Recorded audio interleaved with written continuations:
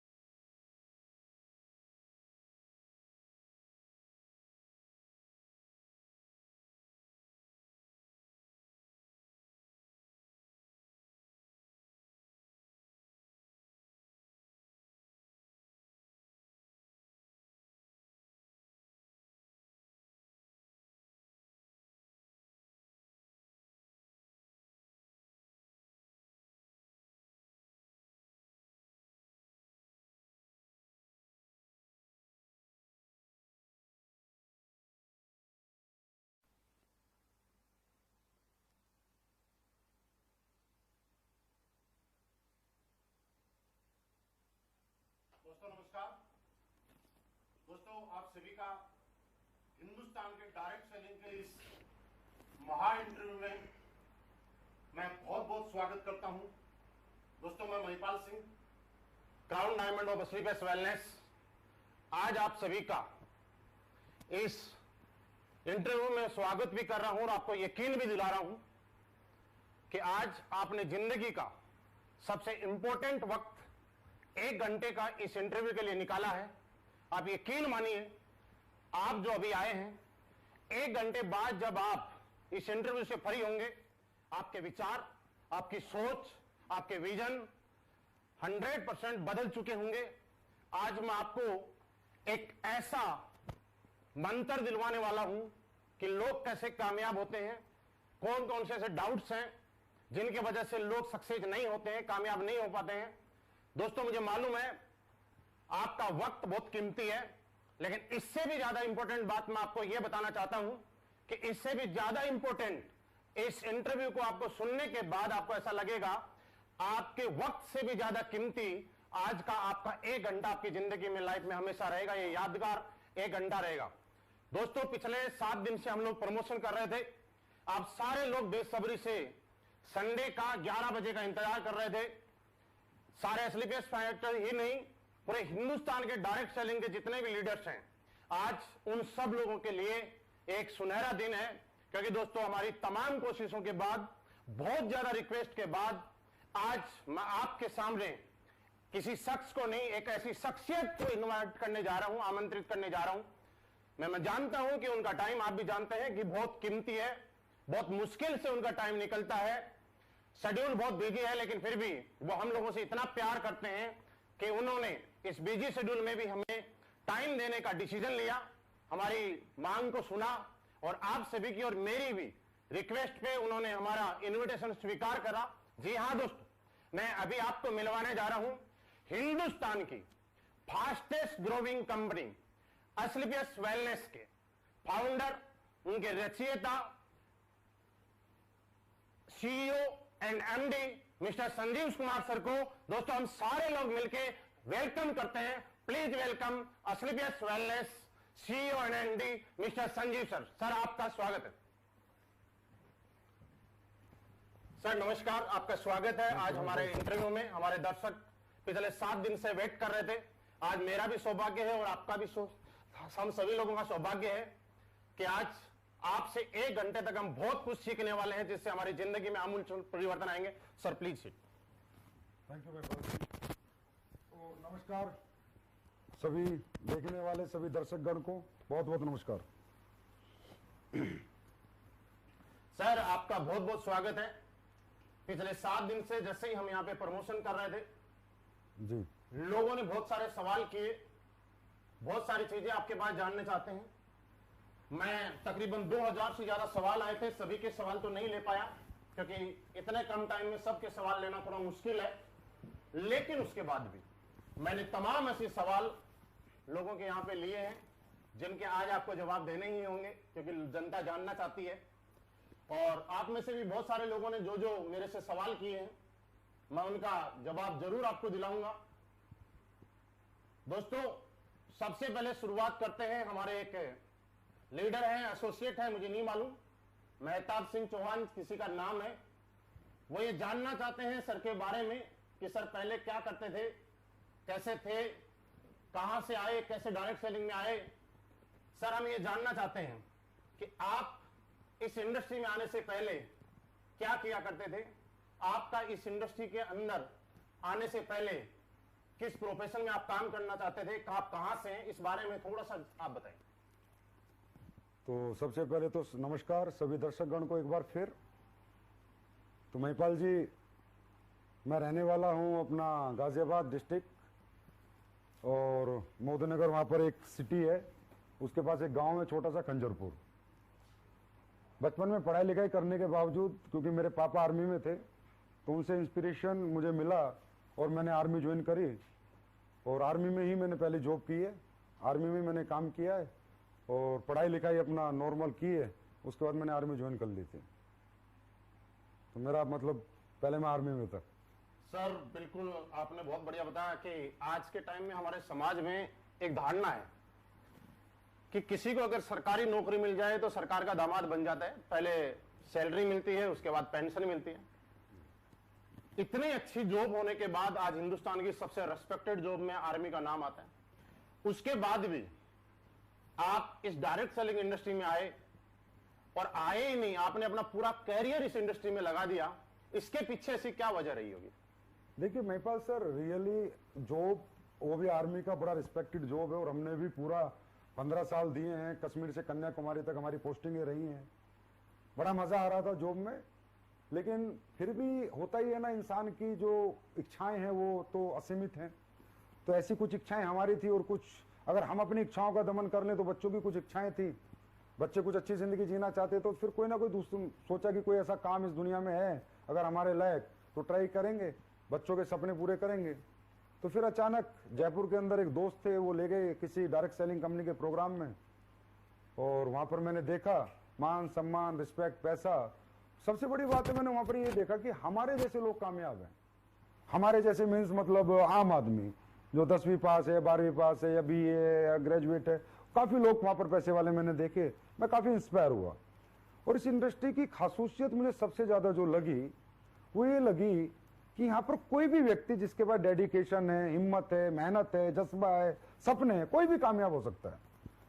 यहाँ पर टैलेंट की जरूरत नहीं है, क्योंकि आजकल देखिए आप मार्केट में कामयाब होने के लिए, मान लो मेरे सपने या आपके सपने हैं, अगर हम उन्हें पूरा करना चाहे तो मार्केट में क्या है, या तो आपको पढ़ना लिखना बहुत पड़ेगा, तब आप IAS IPS बहुत बड़े बड़े बिग जॉब्स आपको बिग प्रोफेशनल जॉब आपको मिलेंगे, या आपके पास बहुत ज्यादा पैसा हो, आपको बहुत पैसा लगाएंगे तो बहुत पैसा कमाएंगे, होटल हॉस्पिटल स्कूल बना लें, या आपके पास कोई एक्सट्रीम टैलेंट हो, आप विराट कोहली की तरह अच्छे क्रिकेटर बने, अच्छे बॉक्सर बने, अच्छे सिंगर बने। मतलब मैं कहता हूँ डायरेक्ट सेलिंग के सिवा बहुत सारे प्रोफेशन है, आदमी सबने पूरे कर सकता है और लोग कर भी रहे हैं, लेकिन क्या वो खासूसियत हर आम आदमी में होती है? क्या वो टैलेंट, वो पढ़ाई लिखाई, वो पैसा? तो बस मुझे इस इंडस्ट्री की सबसे बड़ी ब्यूटी ये लगी कि यार जिसके पास यहाँ पर पढ़ाई नहीं है वो भी कामयाब है, जिसके पास कोई एक्सट्रीम टैलेंट नहीं है, सिंगर, डांसर, बॉक्सर, क्रिकेटर बनने का, वो भी कामयाब है, जिसके पास बहुत सारा पैसा नहीं है लगाने को, बिना पैसा लगाए वो भी कामयाब है, क्योंकि यहां पैसा तो कुछ लगता ही नहीं है। जब पैसा नहीं लगता तो कोई रिस्क नहीं है यहां पर। उसके बाद इस काम में करने में जो सिस्टम है कंपनियों के, डायरेक्ट सेलिंग के जो सिस्टम है कंपनीज के, एजुकेशन सिस्टम, वो बड़ी मदद करते हैं किसी भी आम आदमी को कामयाब करने के लिए। अगर वो नहीं भी काम करना जानता तो भी उसे काम करना सिखा देते हैं और उससे कामयाब कर देते हैं। और सबसे बड़ी बात है कि मर्जी का काम है, मेरी मर्जी में आज करूं ना करूं, 2 दिन ना करूं, तीसरे दिन करूं। और सबसे जो ब्यूटीफुल मुझे इसकी ब्यूटी लगी, बड़ी ब्यूटी, वो था महिपाल जी पैसिव इनकम, कि एक बार मेहनत कर ली जाए जोर लगा के और जिंदगी भर बैठ के खाया जाए। तो ये कुछ ऐसी ब्यूटीज है जो मुझे नजर आई, इसलिए मैंने इंडस्ट्री चुनी, क्योंकि मेरे जैसा व्यक्ति मुझे लगता है यहीं पर कामयाब हो सकता था। बिल्कुल जैसा आपने बताया, हम समझ पा रहे हैं कि दुनिया में कामयाब वही लोग होते हैं या तो जिनके पास एक्स्ट्रा ऑर्डिनरी टैलेंट होता है या खानदानी बैकग्राउंड अच्छा होता है, लेकिन उसके बाद भी अगर कोई कामयाब होता है तो डायरेक्ट सेलिंग इंडस्ट्री से कोई भी आदमी जिसके सपने हैं वो कामयाब हो सकता है। सर ये बात मुझे भी समझ में आती है, बाकी सारे लोगों को भी समझ में आती है। और इसी से रिलेटेड 1-2 लोगों ने सवाल किया है, जिनका नाम है अमित शंकर, PM पटेल। ये बात ये पूछते हैं कि सर ये पावर हमें और आप सबको समझ में आती है, लेकिन आज हमारा समाज और लोग, आम लोग इस इंडस्ट्री को लेकर नेगेटिव क्यों है? बहुत बढ़िया। क्या नाम बताया आपने जिन्होंने सवाल पूछा? अमित शंकर है, एक PM पटेल है। तो अमित शंकर जी, PM पटेल जी, आपका सवाल बहुत जेन्युइन है और बहुत रियल सवाल है, और इस सवाल का जवाब अपने अपने एक्सपीरियंस के अनुसार हर व्यक्ति अपने अनुसार देगा। लेकिन जो मैंने सीखा है अपने इस जीवन में, जो समझा है डायरेक्ट सेलिंग में, वो ये है कि अगर समाज किसी चीज के प्रति नेगेटिव है तो 100% वहां कुछ तो नेगेटिव रहा होगा। क्योंकि मुझे जीवन में ये सिखाया गया है, या मैंने अपने जीवन के एक्सपीरियंस से अपनी उम्र में ये देखा है, इस उम्र में, कि समाज इंसान को बनाता है और समाज इंसान को गिराता है। अगर समाज किसी सरकार के प्रति पॉजिटिव है तो वहां सरकार बना देता है, और समाज अगर किसी सरकार के प्रति नेगेटिव है तो सरकार को गिरा देता है। अल्टीमेटली हर कामयाबी की जो वजह है, हर सक्सेस की जो वजह है, वो समाज है। समाज चाहे तो कोई स्कूल चला देता है, समाज चाहे तो फ्लॉप कर देता है। समाज चाहे तो किसी फिल्म को हिट कर देता है, समाज चाहे तो फ्लॉप कर देता है। इसका मतलब सब कुछ तो समाज ही है। अब समाज डायरेक्ट सेलिंग को लेकर नेगेटिव है, आप बिल्कुल अपनी जगह सही हैं और सही कह भी रहे हैं। तो मुझे ऐसा लगता है कि डायरेक्ट सेलिंग ने कुछ ना कुछ तो ऐसा होता होगा कि जिससे लोग नेगेटिव हैं। तो महिपाल जी, उसके लिए एक छोटी सी मैं अपना एक्सपीरियंस शेयर करना चाहूंगा। Yes sir. डायरेक्ट सेलिंग जो बिजनेस है महिपाल जी, इसको लोग सोचते हैं कि ये कुछ अलग बिजनेस है। ये ऐसा कुछ भी नहीं है। समाज क्यों नेगेटिव है, इसका आपके इस क्वेश्चन का आंसर मेरी थोड़ा सा डायरेक्ट सेलिंग के एक्सपीरियंस में नॉलेज शेयर करूंगा तो आपको अपने आप ही मिल जाएगा। डायरेक्ट सेलिंग इंडस्ट्री जो है, ये कोई स्पेशल इंडस्ट्री नहीं है, कुछ अलग नहीं है। ये बेचने का एक तरीका है, एडवांस वर्जन ऑफ सेलिंग। जैसे दुनिया में पहले कैसे बिकता था, एक आदमी दुकान खोलता था, सुबह आता था, अभी भी खोलते हैं, 12 घंटे अपनी दुकान के अंदर आके माल बेच के निकल जाता था। उसी गली उसी मोहल्ले में बिकता था जहां उसकी दुकान थी। फिर किसी व्यक्ति ने एक एडवांस आइडिया, एडवांस वर्जन लाया फ्रेंचाइजी कॉन्सेप्ट का। फ्रेंचाइजी कॉन्सेप्ट, फ्रेंचाइजियां खोल खोल के एक आदमी ने एक जगह से पूरी दुनिया में फ्रेंचाइजियां खोल दी। पूरी दुनिया में फ्रेंचाइजियां खोल दी तो उसका माल एक जगह बैठ के पूरी दुनिया में बिकने लगा। फिर एक आदमी आइडिया लाया कि यार मैन टू मैन सेलिंग भी हो सकती है, मैन टू मैन भी आदमी प्रोडक्ट बेच सकता है, मैन टू मैन भी आदमी चीजों को प्रमोट कर सकता है। तो इसे कहते हैं direct selling, man to man selling. तो ये जो मैन टू मैन सेलिंग है, इसका वर्जन है, इसका स्वरूप है डायरेक्ट सेलिंग। अब जिस आदमी ने बनाया, उसने किस लिए बनाया था? उसने महिपाल जी इसलिए बनाया था, प्रोडक्ट की वजह से बनाया था। प्रोडक्ट बेचने के लिए बनाया था, कुछ ऐसे करने के लिए नहीं बनाया कि भाई कुछ भी बेचो, हवा बेचो। क्योंकि फ्रेंचाइजी से क्या बिकता है? प्रोडक्ट। दुकान से क्या बिकता है? प्रोडक्ट। डायरेक्ट सेलिंग में क्या बिकता है? प्रोडक्ट। तो उसने एक इंडस्ट्री बनाई कि जहां पर एक आदमी एक प्रोडक्ट खरीदेगा, अगर उसको प्रोडक्ट अच्छा लगेगा तो उसको शेयर करेगा, ना कि बेचेगा। क्योंकि डायरेक्ट सेलिंग के अंदर सेल्समैन नहीं आते, MBA BBA करे हुए मार्केटिंग वाले लड़के नहीं आते। डायरेक्ट सेलिंग में समाज का एक आम आदमी आता है। एक बूढ़ा भी हो सकता है, एक मां भी हो सकती है, एक बहन भी हो सकती है, एक यंगस्टर भी हो सकता है। उसने कोई मार्केटिंग की स्टडी नहीं की, मार्केटिंग नहीं सीखी, उसे नहीं पता प्रोडक्ट कैसे बेचना है। तो डायरेक्ट सेलिंग जो बिजनेस बनाता, ये शेयरिंग बिजनेस बनाता, सेलिंग बिजनेस नहीं बनाता कि आप कोई प्रोडक्ट खरीदें, अगर आपको अच्छे रिजल्ट आए तो आप उसको शेयर करें। अब उसके बाद ये बिजनेस पिछले 100 साल से पूरे वर्ल्ड के अंदर है। हिंदुस्तान में 96 और 98 में आया। 96-98 में जो कंपनियां इसे लेके आई, बड़ी अच्छी कंपनियां थी, बिल्कुल इथिकल प्रोडक्ट के साथ ये बिजनेस लेके आई। इंडिया के अंदर उन्होंने शुरुआत करी, बहुत अच्छा रिस्पॉन्स इंडिया में मिला, मतलब गांव गांव लोग डायरेक्ट सेलिंग में जुड़े। 96 में 98 की बात कर रहा हूं महिपाल जी।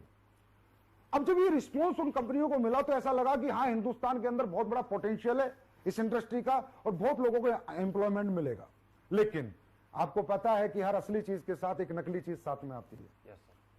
हर ओरिजिनल के साथ डुप्लीकेट वर्जन जरूर आता ही आता है। तो जो ओरिजिनल स्वरूप वो लोग लेके आए कंपनी में, अगर आपको वो नाम नहीं लेना चाहूंगा, 2 कंपनी इंडिया की थी, एक इंडिया की एक बाहर की, जिन्होंने इथिकल डायरेक्ट सेलिंग को जन्म दिया अच्छे प्रोडक्ट के साथ। अब जब लोगों ने देखा कि इन कंपनियों की इतना पोटेंशियल है, इन कंपनियों में इतने लोग जुड़ने लग गए, एकदम आतंक मच गया, क्या धंधा आ गया, पैसे कमाने का धंधा आ गया, तो फिर डुप्लीकेट लोग मार्केट में आए। और डुप्लीकेट लोगों ने एक चीज देखी, एक उन्होंने आइडिया लिया या कह सकते हो मार्केट का सर्वे किया कि हिंदुस्तान में तो पैसा कमाने का तरीका दे दो तो ही लोग जुड़ जाते हैं। तो उन लोगों ने क्या किया, उन लोगों ने कुछ कंपनियों से सीखा। जैसे एक बाहर की एक कंपनी आई थी, गद्दा बेचती थी, 80,000 का गद्दा 2001-2 में।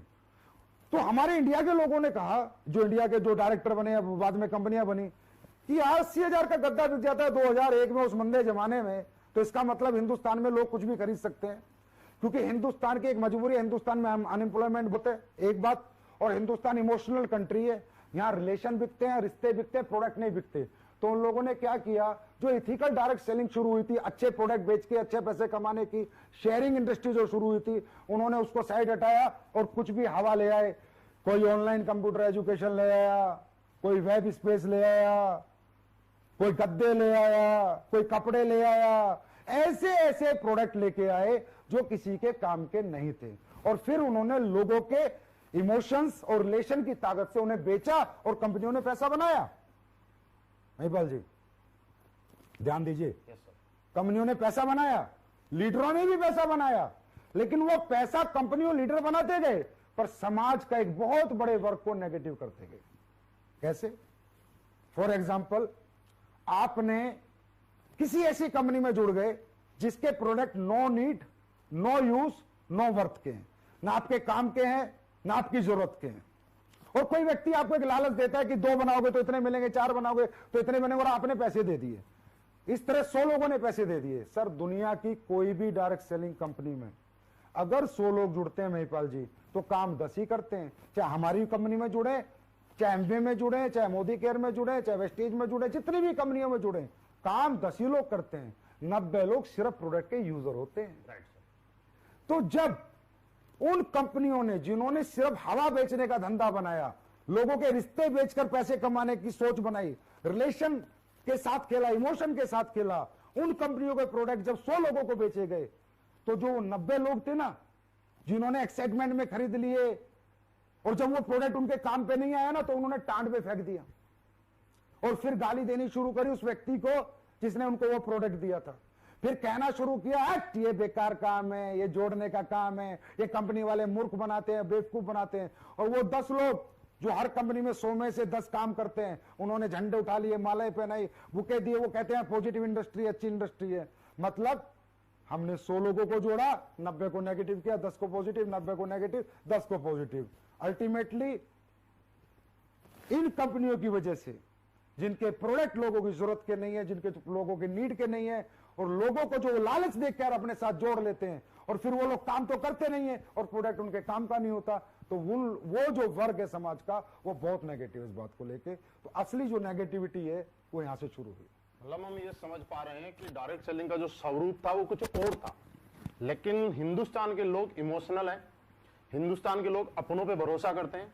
यहाँ पे प्रोडक्ट नहीं बिकते, फेस बिकता है, फेस वैल्यूज बिकती है। उसकी वजह से लोगों ने यहाँ के लोगों को यूज किया और एक बहुत बड़ा तबका जो नेगेटिव हुआ उसके पीछे लोग जिम्मेवार नहीं है, कहीं ना कहीं कोई कंपनी जिम्मेवार है। महिपाल जी, जैसे कि आपने देखा होगा हिंदुस्तान में धनलक्ष्मी यंत्र, बजरंगबली यंत्र, शनि यंत्र, क्या क्या बिक जाता है। इमोशनल लोग हैं, समझ, बेचारे बहुत सीधे साधे लोग हैं। मामा भांजे के पास गया, भांजा खरीद लेता है, चाचा भतीजे के पास गया, भतीजा खरीद लेता है। वो उसे खरीदता है सर, उसकी विश्वास को, उसके यकीन को खरीदता है, उस रिश्ते को खरीदता है, प्रोडक्ट को नहीं खरीदता। और ये जो कंपनियां हैं जो गलत तरह के प्रोडक्ट लेके आई थी, इन्हें कहते हैं नेगेटिव प्रोडक्ट। अभी नेगेटिव प्रोडक्ट की एक लिस्ट है, जो नेगेटिव प्रोडक्ट लेके आई थी, उन्होंने ये रिश्तों से खेला। और इस तरह क्या हुआ कि 100 लोग अगर किसी कंपनी में जुड़े तो 90 नेगेटिव हैं। और सर ये 20 साल से ये काम चल रहा है, तो आप ये मान लीजिए कि समाज का हर एक आदमी किसी ना किसी कंपनी का जला हुआ है। हाँ, ये बात सही है कि डायरेक्ट सेलिंग के बारे में हम लोग किसी को बात करते हैं तो जब लोगों से बात होती है तो वो लोग बोलते हैं कि दूध का जला छाछ भी फूंक फूंक के पीता है। लेकिन यहाँ तो छाछ के जले हुए बैठे हैं, वो क्या फूंक के पिए।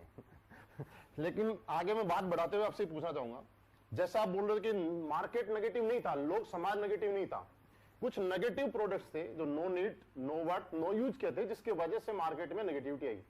तो अगर इतने नेगेटिव प्रोडक्ट हैं तो फिर ऐसी कंपनियां मार्केट में क्यों चल रही है, वजह क्या है इसकी? अब ये बहुत अच्छा क्वेश्चन है। मुझसे भी कई लोग बोलते हैं कि सर आप बात करते हो इन कंपनियों के बारे में, इस तरह से बताते हो कि इथिकल डायरेक्ट सेलिंग नहीं करते, लीगल नहीं है। सर ये कंपनियां इसीलिए चल रही है क्योंकि जब तक दुनिया में रिश्ते चलते रहेंगे, बाप बेटे का रिश्ता खत्म नहीं होगा, भाई बहन का रिश्ता खत्म नहीं होगा, मामा भांजे का खत्म नहीं होगा, चाचा भतीजे का खत्म नहीं होगा, वो यकीन, वो विश्वास जब तक बना रहेगा, जब तक ये कंपनियां चलती रहेगी। दूसरी बात, जब भी इन कंपनियों में कोई आदमी पहली बार सेमिनार देखने जाता है, उसे क्या पता, वो तो देखता है स्टेज के ऊपर, अरे भाई ये करोड़पति, ये अरबपति, मोटिवेशन मिलता है उसे, कहता भाई मैं भी बन जाऊंगा, फिर वो पैसे दे देता है बेचारा वहां पर। उसे क्या पता कल तेरे साथ क्या होगा, तुझे मार्केट से रिस्पॉन्स मिलेगा या नहीं मिलेगा। ध्यान दो सर, उसे नहीं पता ना मार्केट से कल रिस्पॉन्स मिलेगा या नहीं मिलेगा, कल तेरे साथ क्या होगा। तो वो व्यक्ति वो उनके मोटिवेशन के जंजाल में फंस के वहां पर घुस जाता है और पहली बार होता है। देखिए सर, मैं एक बात बताना चाहता हूं और जितने लोग सुन रहे हैं इस बात को बड़ा ध्यान से सुने। जो भूखा आदमी होता है ना, यहां पर कौन आते हैं डायरेक्ट सेलिंग में, कौन आते हैं? Middle class, lower middle class, upper middle class. ये सब भूखे होते हैं, इनके पास सपने होते हैं। इन्हें किसी भी कंपनी का पहली बार जिंदगी में जो प्रोग्राम देखते हैं ना, ये उससे इंस्पायर होकर जुड़ जाते हैं। भूखे आदमी को आप कच्ची रोटी दे दो, पकी हुई रोटी दे दो, आधी पकी कच्ची दे दो, बेचारा खा लेता है। लेकिन जब समझदारी आती है तो समझ में आता है कि ये 5-6 साल ये जो तूने मोटिवेशन के चक्कर में निकाले, ये जो इन कंपनियों के चक्कर में निकाले, ये आडंबर में निकाले, फिर वो बहुत लेट हो जाता है। और वो एक कहावत है, when you understand the game of your life you are too old to play. वो 5-6 साल उसके बर्बाद हो जाते हैं। तो ये एक बहुत बड़ा रीजन है कि पहली बार लोग आते हैं और इस मोटिवेशन के जंजाल में फंस के बाद में जब तक उन्हें बेचारों को समझ आती है तब तक समय उनका बीत चुका होता है। मतलब ये समझ सकते हैं कि आज से पहले जो भी कंपनियां खोली गई वो कहीं किसी प्रिंसिपल किसी इथिक्स पे नहीं आई। मैक्सिमम कंपनियां, मैं सबकी बात नहीं कर रहा हूं, कुछ कंपनियां जिन्होंने मार्केट को नेगेटिव करने का काम किया। आपने कुछ कंपनियों के बारे में बाय नेम भी बताया जो आज अच्छा काम कर रही हैं, जिनकी मार्केट में आज रिस्पेक्ट भी है। वो कंपनियां जैसा बता रहे हैं अपने पैसे बनाने के चक्कर में लालच के अंदर यहां पे आई। लेकिन सर यहाँ पे किसी का एक सवाल है और बहुत ही खूबसूरत सवाल है, हो सकता है आपको खूबसूरत लगे या ना लगे।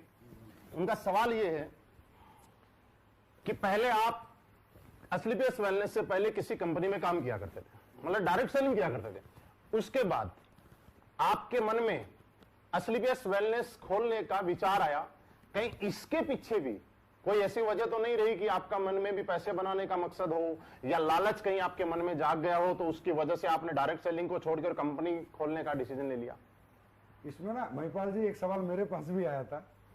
वो सवाल ये था कि सर डायरेक्ट सेलिंग में लोग बहुत पैसे कमा लेते हैं, मर्सिडीज फरारी ले लेते हैं, लेकिन उसके बावजूद भी उनकी सोशल रिस्पेक्ट नहीं होती। तो वहां से मेरी कहानी वहीं से मैच होती है। तो मैं उन लोगों को जवाब देना चाहता हूं, बिल्कुल सही बात है कि डायरेक्ट सेलिंग के लीडर की सोशल रिस्पेक्ट नहीं है, जबकि होनी चाहिए। क्योंकि जो काम डायरेक्ट सेलिंग के लीडर करते हैं, लोगों को कामयाब करते हैं, लोगों को नॉलेज देते हैं, टैलेंट देते हैं, मोटिवेट करके रखते हैं, नाकामयाब को कामयाब बनाते हैं। मैं तो ये कहूंगा डायरेक्ट सेलिंग का लीडर से बड़ा धर्मात्मा इस धरती के ऊपर दोस्तों कोई नहीं है, चाहे वो किसी भी कंपनी का डायरेक्ट सेलर हो। क्योंकि भैया दान करना एक दिन कर सकते हो, अनाथ आश्रम में एक दिन दान कर सकते हो, मंदिर में एक दिन दान कर सकते हो, मस्जिद में एक दिन दान कर सकते हो, लेकिन दुनिया का सर्वोपरि दान है किसी नाकामयाब को कामयाब करना। और ये डायरेक्ट सेलिंग के लीडर्स करते हैं। तो क्या इनको सोशल रिस्पेक्ट मिलनी चाहिए, नहीं मिलनी चाहिए? तो आवाज आती है मिलनी चाहिए। क्या मिलती है? बिल्कुल नहीं मिलती। फिर मैं वही कहूंगा क्यों नहीं मिलती। एक लड़के ने एक बिजनेस शुरू किया अपने गांव से। आदमी पहले कहां जाता है? रिश्तेदारों और गांव वालों के पास जाता है जब भी किसी कंपनी में जुड़ता है। औरतों से ऐसा तो नहीं रोड चलते को किसी को प्लान दे देगा। अब जब वो उनके पास जाता है, वो उसकी भरोसे में बात मान के विश्वास करके पैसे दे देते हैं उसे, रिश्तेदार भी और सारे गांव वाले भी। अब अगर वो किसी गलत कंपनी के साथ ज्वाइन है, जिसने हवा बेची है, जो प्रोडक्ट के नाम पर पागल बना रही है, जो अपॉर्चुनिटी सेलिंग जो चलता है आज मार्केट में, अपॉर्चुनिटी सेलिंग, साला मुझे आज तक ये समझ में what is the bloody opportunity selling. Opportunity selling होता क्या है? ये हवा कहां बिकती है? अगर ये हवा बिकती तो Reliance, Ambani, Tata, Birla, Apple, Samsung, LG ये क्यों नहीं बेच रहे? ये क्यों 24 घंटे प्रोडक्ट की आर&डी पे लगे रहते हैं? क्यों प्रोडक्ट पे फोकस करते हैं? रोज एडवांस वर्जन ऑफ प्रोडक्ट बनाते हैं, दिन रात मेहनत करते हैं, इतनी हजारों लाखों फैक्ट्रियां लगाते हैं। लेकिन डायरेक्ट सेलिंग की कुछ कंपनियों में बड़ा मजेदार एक डायलॉग है, अपॉर्चुनिटी सेलिंग। अरे भाई क्या होती है अपॉर्चुनिटी सेलिंग?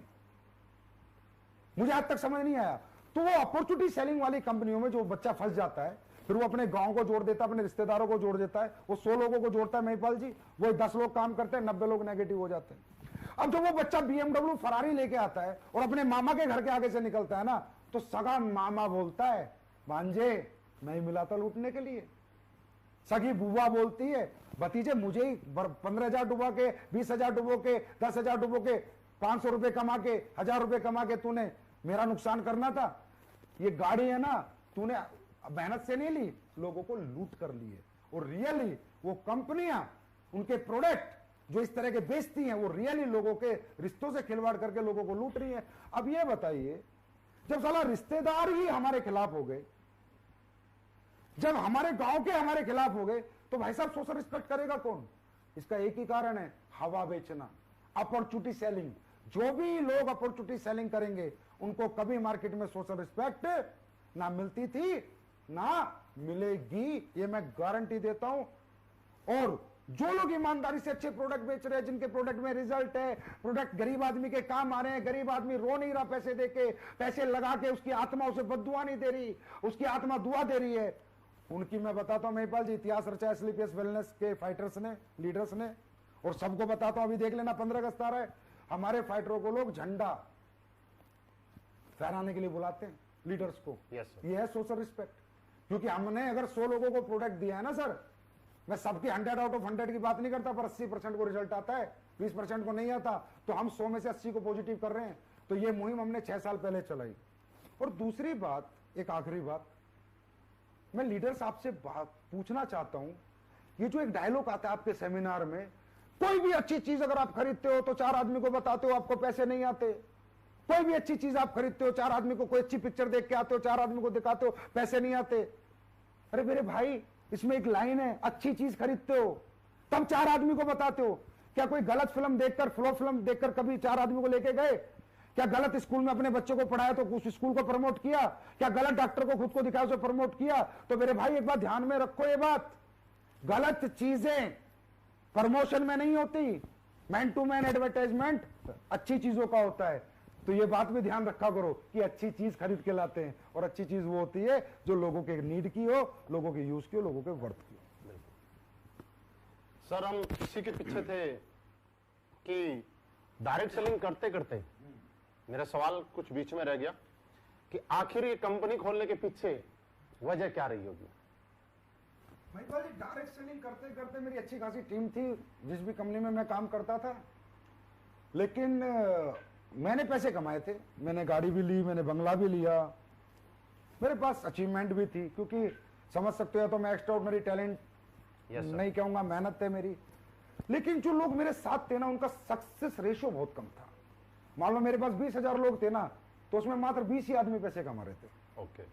तो जब नीचे वाले बच्चे पैसे नहीं कमा रहे थे और जो उनकी हां लगती थी ना, कोई कमरा लेके कहीं पड़ा है, कोई कमरा ले, एक लड़का था, मैं नाम नहीं बताऊंगा, तो उस लड़के ने मुझे फोन किया कि गुरुजी मैं कमरा लेके रहता हूं और जो मैं प्रोडक्ट बेचता हूं लोग मेरे मुंह पे फेंक के चले जाते हैं, और मेरे को 5 साल हो गए, मैं अभी तक कुछ नहीं कमा पाया। तो वो चीज मुझे दर्द दिया, एक बात। दूसरी बात, जिन लोगों को मैंने प्रोडक्ट बेचे थे, जहां भी मैं काम करता था, मैंने बीमेल में बहुत बेचे थे, तो जिन लोगों ने मुझसे बीमेल ली, उनमें चाचा, फूफा, मामा, रिश्तेदार, साला, साली, बहुत लोग थे। तो जब उनकी 4 साल हुई और वो पैसा लेने गए, 60,000 उन्होंने जमा करा, तो उन्हें 30,000 रुपए मिले। 60,000 की 30,000? 30,000, क्योंकि नेगेटिव प्रोडक्ट था ये, मान लो आप। ऐसी पॉलिसियां थी जो किसी काम की नहीं थी, सिर्फ हवा बेची थी हमने। तो अब जब हम गाड़ी वाले बन गए, बंगले वाले भी बन गए, तो जिस गली से निकलते हमारे रिश्तेदार बोलते, अबे हमें लूट के तूने गाड़ी ले ली, हमें बर्बाद करके हमारे 30,000 डुबो के हरामजादे तू आज बंगले में घूम रहा है, अगर तुझे 1,000 रुपए चाहिए तो भीख मांग लेता।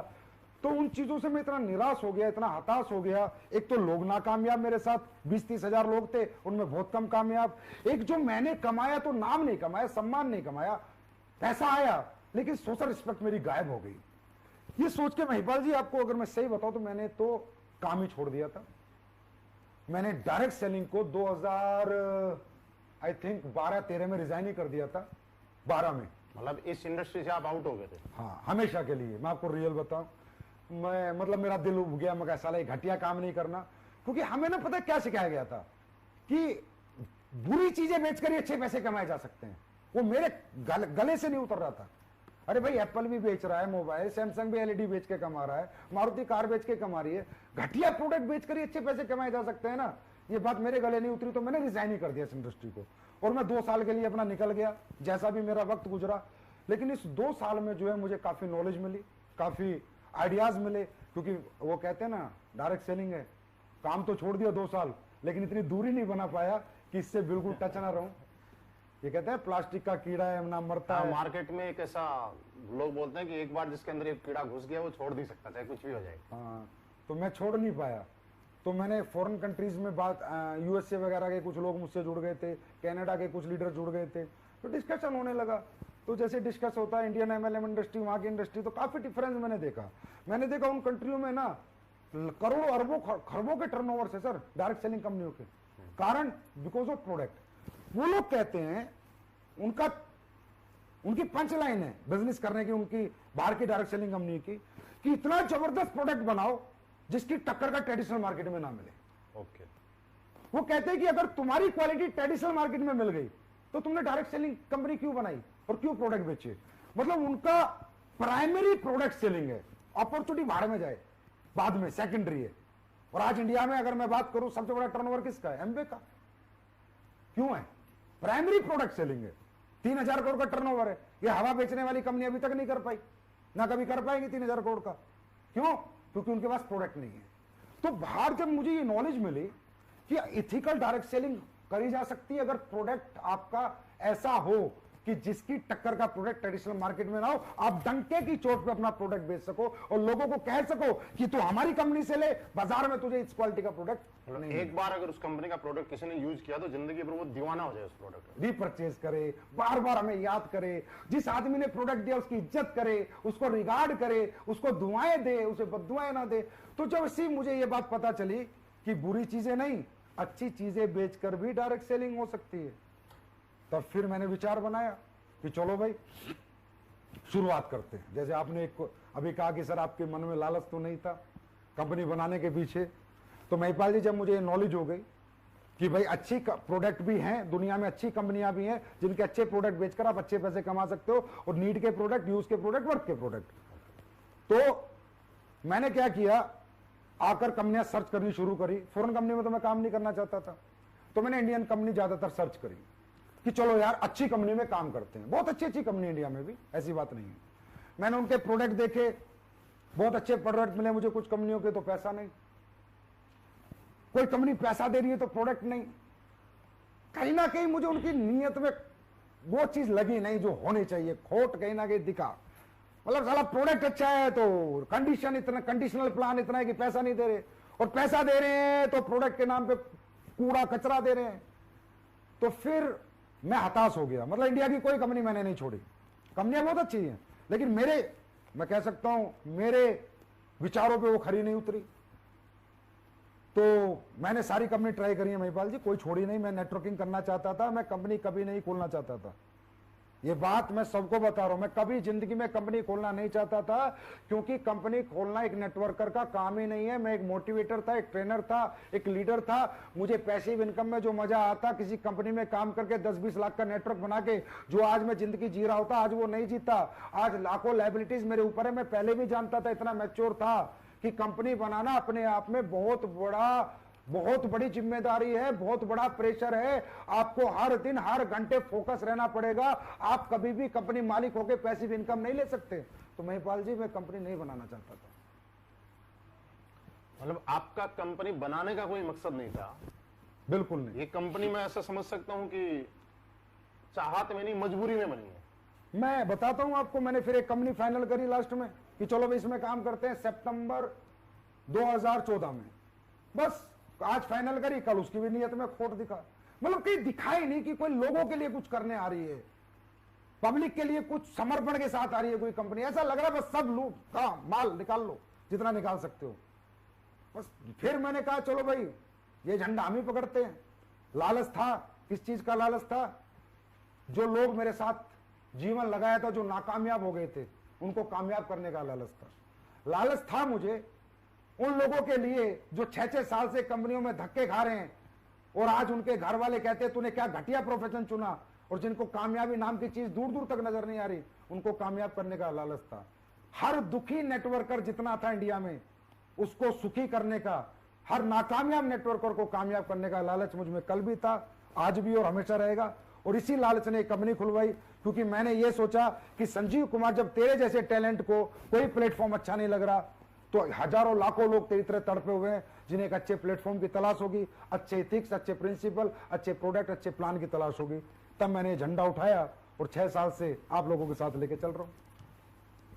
आपने जो बताया उसके अकॉर्डिंग ये इसको लालच तो हम नहीं बोल सकते, हम ये बोल सकते हैं कि लोगों के बारे में आपने सोचा और आपके मन में ऐसा हुआ कि खुद क्या कमाना, कामयाबी तो रियल वो है कि अपने साथ आए हुए लोग आगे बढ़े, उसके वजह से आपने ये डिसीजन लिया। ये दुनिया देख रही है अभी। बिल्कुल सर, ऐसा है। एक सवाल सर है कि इतना आपने रिसर्च किया, तकरीबन आप बता रहे हो कि 1.5-2 साल आपने गैप दिया, उसके बाद रिसर्च किया, आपको कोई कंपनी अच्छी नहीं मिली, कुछ कमी कहीं मिली, कहीं कमी कुछ मिली, उसके बाद भी आपने कंपनी खोलने का रिसर्च किया। मुद्दा यह है कि इतना रिसर्च करने के बाद ऐसा कौन सी खासियत और वजह दिखाई दी जिसकी वजह से आपने वेलनेस इंडस्ट्री का चुनाव किया, और वेलनेस इंडस्ट्री में भी खासकर आयुर्वेदा को चुना? इसके पीछे की कोई वजह?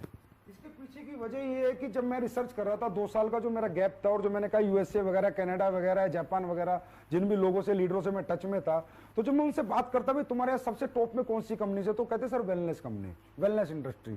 क्योंकि वेलनेस इंडस्ट्री आने वाले समय की $1 ट्रिलियन इंडस्ट्री है, because of life style disease. आज लाइफ स्टाइल डिजीज आप देख रहे हो, बोलबाला है उनका, शुगर वुगर, बीपी, हार्ट अटैक, ये सब चीजें।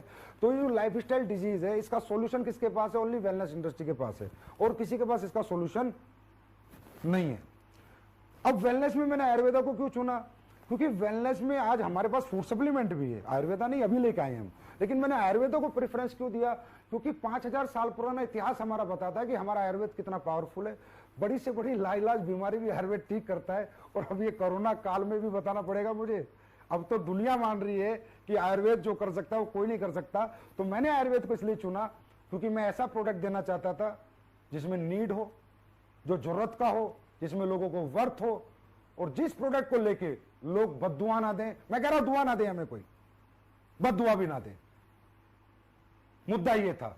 दूसरी बात, हमारा प्रोडक्ट अगर कोई आदमी लेता है ना सर, तो ऐसे नहीं लेके रख लेता लाओ लाओ लाओ, वो पक्का बॉडी को डिटॉक्सिफाई करने के लिए लेगा, या उसके घर में कोई परेशानी होगी उसको ठीक करने के लिए लेगा। कहने का मतलब हम चिपकाते नहीं है, हम जरूरत पैदा नहीं करते, लोगों को जरूरत होती है, वो प्रोडक्ट हम देते हैं। तो आयुर्वेद जो कर सकता है, जो चमत्कार, वो आप हमारे YouTube पे जाके हमारे टेस्टिमोनियल देख सकते हैं कि मैंने आयुर्वेद चुना तो आज उसने क्या चमत्कार किए, क्या रिजल्ट दिए। और आयुर्वेद को कल तक तो मैं चिल्ला चिल्ला के बोलता था सर, आज तो पूरा वर्ल्ड बोल रहा है। तो दोस्तों, ये आपने देखा कि इतना रिसर्च करने के बाद वेलनेस इंडस्ट्री को ही चुना, और इसके पीछे भी बहुत सारे वजह थी। और आयुर्वेद की आपने सही बताया सर कि आज पूरा हिंदुस्तान, हमारे देश के प्रधानमंत्री जी भी आयुर्वेद को प्रमोट कर रहे हैं। सर ये आगे सवाल है, एक मुकेश कुमार भी है, एक राजेंद्र कुमार जी, ये पूछना चाह रहे हैं कि ये प्रोडक्ट हम जिनको भी देते हैं वहां से हमें बहुत ज्यादा दुआएं मिलती हैं, और लोगों के घर में जब जाते हैं तो लोग भगवान की तरह पूछते हैं, जैसा कि आज तक किसी डायरेक्ट सेलिंग इंडस्ट्री के अंदर किसी डायरेक्ट सेलर को पूछा नहीं गया इनका। लेकिन सवाल ये बोल रहे हैं कि एक सवाल आ रहा है कि प्रोडक्ट बहुत अच्छे हैं, कहीं ऐसा तो नहीं है कंपनी शुरू में ग्रोथ करने के लिए प्रोडक्ट अच्छे दे और जब थोड़े दिन के बाद में कंपनी बड़ी हो जाए उसके बाद उसके रिजल्ट कम कर दे। मेन सवाल ये है कि क्या गारंटी है कि जिंदगी भर ऐसे ही रिजल्ट रहेंगे?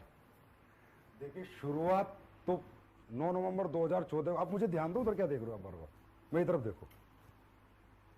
9 नवंबर 2014 को शुरुआत हुई थी। शुरुआत तब हुई थी, आज तो 6 साल हो चुके हैं।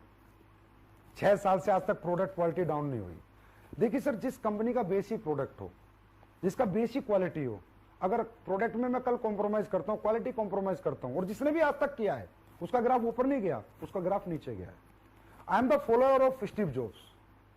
मैं फॉलोअर हूं स्टीव जॉब्स जैसे लोगों का, जिन्होंने एप्पल जैसा एक ब्रांड बनाया और आज तक उसे अपग्रेड करते चले गए, अपग्रेड करते चले गए, अपग्रेड करते चले गए, क्वालिटी कभी नीचे नहीं जाने दी। इसीलिए उनका फोन लाइन में लग के बिकता है, इसीलिए एसलीपीएस का प्रोडक्ट लाइन में लग के बिक रहा है। कोई डाउट नहीं है कि आज लॉकडाउन जैसे टाइम में भी लाइन में लग के प्रोडक्ट बिक रहा है, क्योंकि मेरी क्वालिटी। अच्छा, एक बात बताओ, क्वालिटी गिराए क्यों जाएगी? लालच, भाई कोई पैसा बचाना होगा, इंग्रेडिएंट महंगे हो गए, टैक्सेस महंगे हो गए, हाँ, कंपनी को पैसा कम बचने लगा तो प्रोडक्ट क्वालिटी गिरा दी जाएगी। ऐसे गिराते होंगे लोग। देखो, हर आदमी का अपना अपना बिजनेस मॉडल है, बिजनेस मेंटेलिटी है हर आदमी की। हर आदमी, आपने देखा होगा, एक लखानी की चप्पल भी बनती है और रिबॉक की चप्पल भी बनती है। रिबॉक का ग्राहक भी है और लखानी का ग्राहक भी है। तो मेरे प्रोडक्ट की जो क्वालिटी है वो मैं इसलिए मेंटेन करता हूं हमेशा, क्योंकि मुझे पता है मुझे आज जो भी कुछ बनाया है, एसलीपीएस आज जहां भी पहुंचे क्वालिटी कैसे पहुंची। अब मुझे लालच आ गया, टैक्स बढ़ गया, कोई अभी जैसे आप देख रहे हो अश्वगंधा, गिलोय और अपना काढ़ा और अपना मुलेठी, सुन रहे होगे आप, रोज टीवी पे आता है, टीवी पे डेली आ रहा है। रेट बढ़ गए इनके, लोगों ने दुगने रेट कर दिए। मार्केट है, हिंदुस्तान है, लेकिन मैंने अभी तक रेट नहीं बढ़ाए, जब तक मैं मजबूर ना हो जाऊं। लेकिन मैंने पानी भी नहीं मिलाया। मैं ये सोचता हूं, पानी मिलाने से अच्छा, क्वालिटी गिराने से अच्छा पैसे बढ़ा दो ना भाई। अरे पब्लिक या तो एक्सेप्ट करेगी, रिजेक्ट करेगी, कोई फर्क नहीं पड़ता। अब कई कंपनियों में नहीं पैसे मत बढ़ाओ, लीडर नाराज हो जाएंगे, लोग नाराज हो जाएंगे। अरे होने दो नाराज, क्या फर्क पड़ता है? कस्टमर सेटिस्फाइड है ना, तो लीडर अपने आप सेटिस्फाइड है। कस्टमर को क्वालिटी मिलेगी, वो खरीदता रहेगा, लीडर पैसे कमाता रहेगा। मैं लीडरों की नाराजगी कभी नहीं देखता कि लीडर कहां नाराज होंगे कहां नहीं होंगे। मैं ये देखता हूं कस्टमर नाराज नहीं होना चाहिए। अगर कस्टमर नाराज है तो लीडर खुश रह ही नहीं सकता। और कस्टमर कब खुश रहेगा? जब उसको क्वालिटी प्रोडक्ट मिलेगा, तो रिजल्ट आएगा। मैं मतलब शॉर्टकट में बताता हूं जी, अगर मुझे कभी ऐसा लगा तो मैं रेट बढ़ा दूंगा, लेकिन क्वालिटी नहीं गिराऊंगा। मतलब हम लोग आश्वस्त हो सकते हैं कि जिंदगी के अंदर एसलीपीएस वेलनेस प्रोडक्ट का रिजल्ट बढ़ा सकती है। और जैसा कि मुझे नॉलेज में भी है कि पहले के बजाय अब थोड़ा सा प्रोडक्ट का रिजल्ट बीच बीच में बढ़ा भी है, बढ़ेगा, हमेशा बढ़ेगा। R&D वगैरह कुछ ऐसा हुआ होगा, हमें इस तरह इस बारे में नॉलेज नहीं है, लेकिन फिर भी कुछ न कुछ ऐसे R&D टीम ने ऐसा कुछ अपग्रेड किया होगा जिससे रिजल्ट बढ़ा। सर, एक लक्ष्मण ढूकिया जी हैं जो सवाल पूछते हैं कि सर, जब मार्केट में जाते हैं तो बार बार एक चीज आती है, और कुछ दूसरी कंपनी के लोग भी उनको ये बोलते हैं कि सर एसलीपीएस वेलनेस के प्रोडक्ट महंगे बहुत हैं। इतने महंगे क्यों हैं? भाई देखो, ये सवाल मेरे सामने भी बहुत आता है।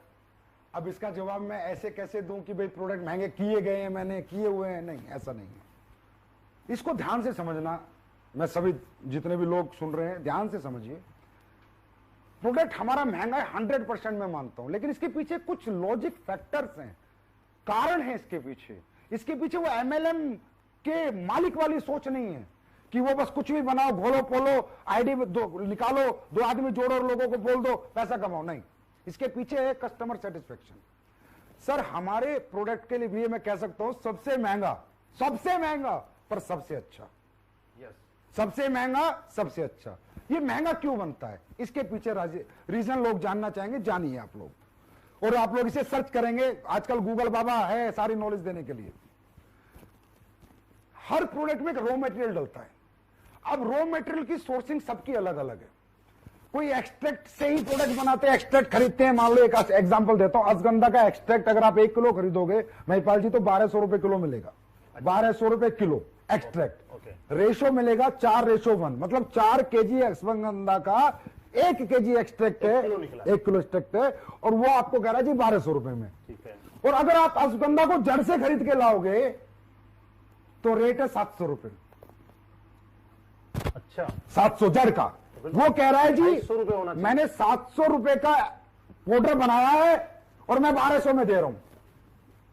2800 रुपए का 4 किलो का, 700 इंटू 4 किलो 2800, और मैं 1200 कैसे दे रहा भाई? या तो बैंगन की जड़ मिला रहा है, या उल्टी सीधी चीजें मिला रहा है, भूसा मिला रहा है, और रसगंधा का पाउडर दे रहा है। अब जो कंपनी प्रोडक्ट बनाती है उन्हें मजा आ रहा है, उन्हें 1200 रुपए किलो का अश्वगंधा मिलता है, डीएम वाटर मिलता है, बनाती हैं, प्रोसेसिंग करती हैं, बोतल भरती हैं, भेज देती है बाजार में। अश्वगंधा है नहीं, उसका नाम है। नहीं, अश्वगंधा है पर बहुत नाम आधी मात्रा में, आधी से भी कम मात्रा में मिलावटी एक्सट्रैक्ट। हम लोग एक्सट्रैक्ट यूज नहीं करते। ओके। सबसे पहले हमारा प्रोडक्ट इसलिए महंगा होता है। कोई भी व्यक्ति हमारे फैक्ट्री में जाए, जयपुर में फैक्ट्री है, जाके देखे, हम एक्सट्रैक्ट यूज नहीं करते, हम रो हब्स यूज करते हैं। अब रो हब्स जो लोगों को 1200 में मिल रही है, जितनी भी कंपनी काम कर रही है सबको 1200 में मिल रही है, मुझे 2800 में मिल रही है।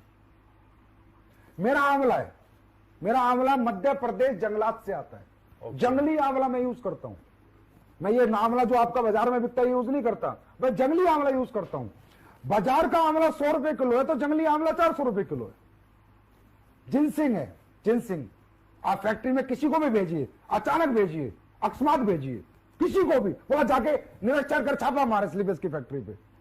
एक कोरिया की जिनसिंग है जो 2500 रुपए किलो आती है, एक चाइना की जिनसिंग है, एक एग्जाम्पल है रेट का, 1000 रुपए किलो आती है। हम कोरिया की जिनसिंग यूज करते हैं।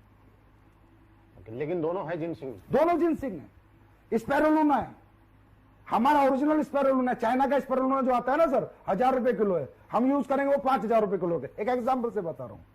हमारा raw material quality upper level का है और रो है। रो हब्स यूज करते हैं, उन हब्स को हम उबालते हैं, फिर जड़ से लेके पूरा फल तक उसका काढ़ा निकालते हैं, फिर प्रोसेसिंग करते हैं, तब हम चीज बनाते हैं। तो प्रोसेसिंग, रो मटेरियल क्वालिटी, ये सबसे ज्यादा इफेक्ट होती है। एक एग्जांपल देता हूं, सब लोग सुनो, कोई एमडी इतना सच नहीं बोलेगा। तुलसी बाजार में आप किसी भी कंपनी से बनवाओ, तुलसी 20-25 रुपए में बना के दे देगा विद बोतल पैक। मेरी तुलसी का बिल, कोई भी आके मेरे पास आके देखे, मेरा बिल, मेरी जो कॉस्टिंग शीट है फैक्ट्री की, हमारी 75 रुपीज है। 75 रुपीज हमारी मैन्युफैक्चरिंग कॉस्ट है तुलसी की, तो मैं 308 में बेच रहा हूं। लोगों की तुलसी 20 रुपए में विद पैकिंग बन रही है। आप पूरी इंडिया की किसी भी सप्लायर से ले लो, 20 रुपए में डब्बा पैक करके तुलसी दे देगा। मेरी तुलसी की कॉस्टिंग है ना, वो 75 रुपए है, और कोई भी आगे देख सकता है। वो अब क्यों है? अब बाजार की तुलसी के 10 बूंद और मेरी तुलसी का 1 बूंद। बिल्कुल है। तो सर, या तो लोगों को लूट लो, बेवकूफ बना लो, या ईमानदारी से काम करना है तो फिर पैसे तो रखने ही पड़ेंगे। अब 75 की तुलसी और 25 की तुलसी में 5 गुना का फर्क हो गया महिपाल जी, 3 गुना का। तो मैं सर्वाइव कैसे कर जाऊं उस रेट पे बेच के? अगर आप चाहते हो उस रेट पे बेचूं तो मुझे कचरा बनाना पड़ेगा, मुझे पानी मिलाना पड़ेगा, घटिया प्रोडक्ट बनाने पड़ेंगे, वो मैं मरते दम तक नहीं बना सकते। तो सबसे महंगा, सबसे अच्छा। सर आपने बहुत बढ़िया बताया। मुझे नहीं लगता कि आज हिंदुस्तान में क्या, पूरी दुनिया के अंदर किसी कंपनी का मालिक, किसी कंपनी का एमडी इतना खुल के मतलब सारी अंदर की बातें किसी को बता दे, ये लाजवाब है सर अपने आप में। और दूसरा, आपने जो एक प्रोसेस बताया कि हम हब्स यूज करते हैं, रो मटेरियल, पूरी रो एक्सट्रैक्ट पाउडर नाम की कोई चीज बाजार से नहीं खरीदते। ये एक बहुत बड़ा राज है स्लीपेज वेलनेस के प्रोडक्ट का रिजल्ट देने का। अरे महिपाल जी, 500 रुपए का प्रोडक्ट भी महंगा है अगर काम का नहीं है तो।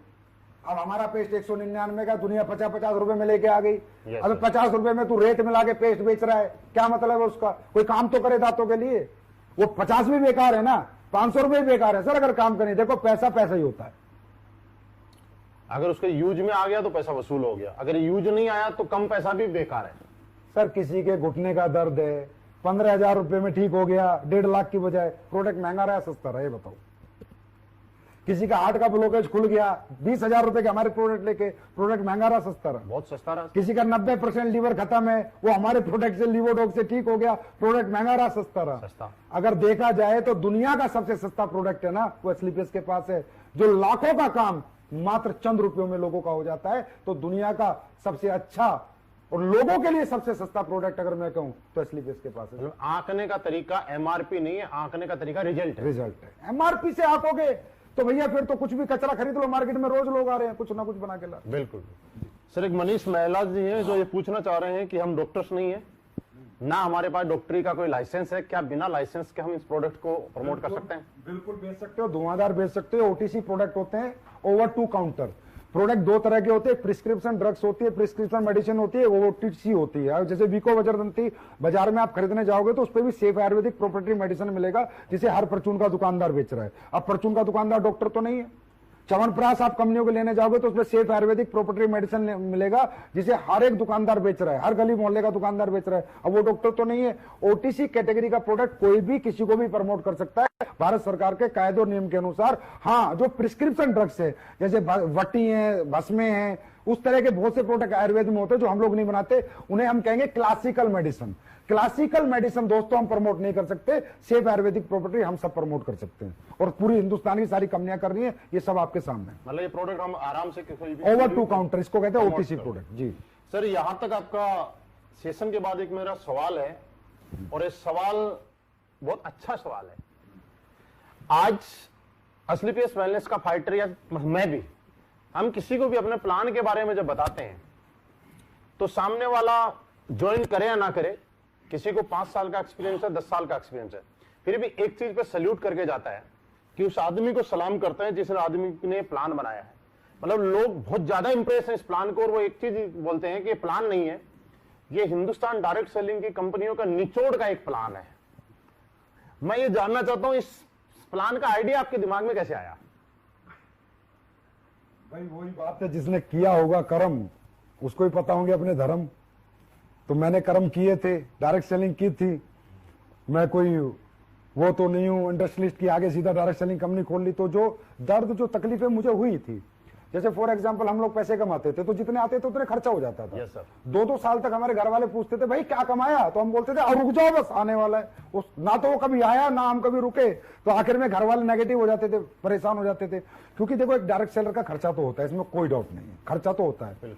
आपने दिवाली बोनस सुना है? हाँ, मतलब आदमी पूरी साल की तनख्वाह को इतनी वैल्यू नहीं देता जितनी दिवाली बोनस को देता है। बिल्कुल। और दिवाली बोनस से वो बच्चों की 100% गिफ्टें लेके आता है। घर में कुछ ना कुछ खुशियां आती बस यही मैंने सोचा कि एक जो हम सेल्स इंसेंटिव देते हैं यार, ये तो खर्चा हो जाए लोगों का, पर सेल्स परफॉर्मेंस बोनस बच जाए, लोगों का बोनस बच जाए। तो आज हमारी कंपनी में क्या है, 300 की टीम भी बनाता है ना तो 1.5-2 लाख घर दे देता है।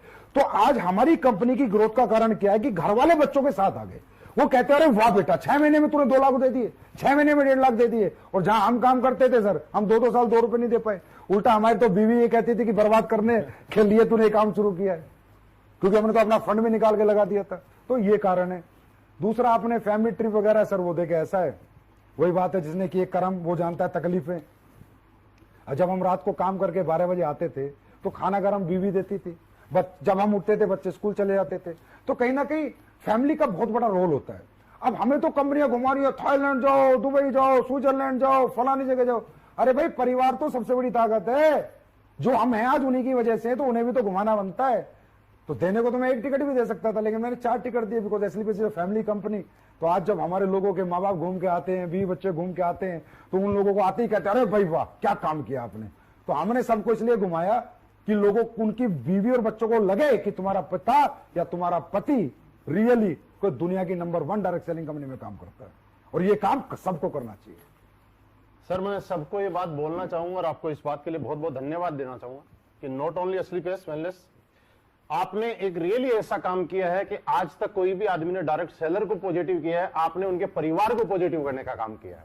परिवार पॉजिटिव है तो भैया, बीवी पॉजिटिव है तो सब कुछ पॉजिटिव है। बीवी, बच्चे, मम्मी पापा, बड़े, उनको पॉजिटिव करने का काम अगर किया है तो सिर्फ आपने किया। सर, अगला सवाल, प्लान बहुत बढ़िया है। किसी ने सवाल पूछा है कि हम यहाँ पे करियर लगाना चाहते हैं, लेकिन ये जानना चाहते हैं कि क्या ये मैथमेटिकली कैलकुलेटेड है जिससे कि अपना करियर यहाँ पे लगाया जा सके। देखिए, बिल्कुल जिसने भी सवाल पूछा बहुत जेन्युइन सवाल है। अगर कंपनी को अगले 100 साल तक चलना है, 200 साल तक चलना है, 500 साल तक चलना है, तो सिर्फ फिगर से काम नहीं चलेगा। मैथमेटिकली कंपनी को 100% कैलकुलेट होना पड़ेगा।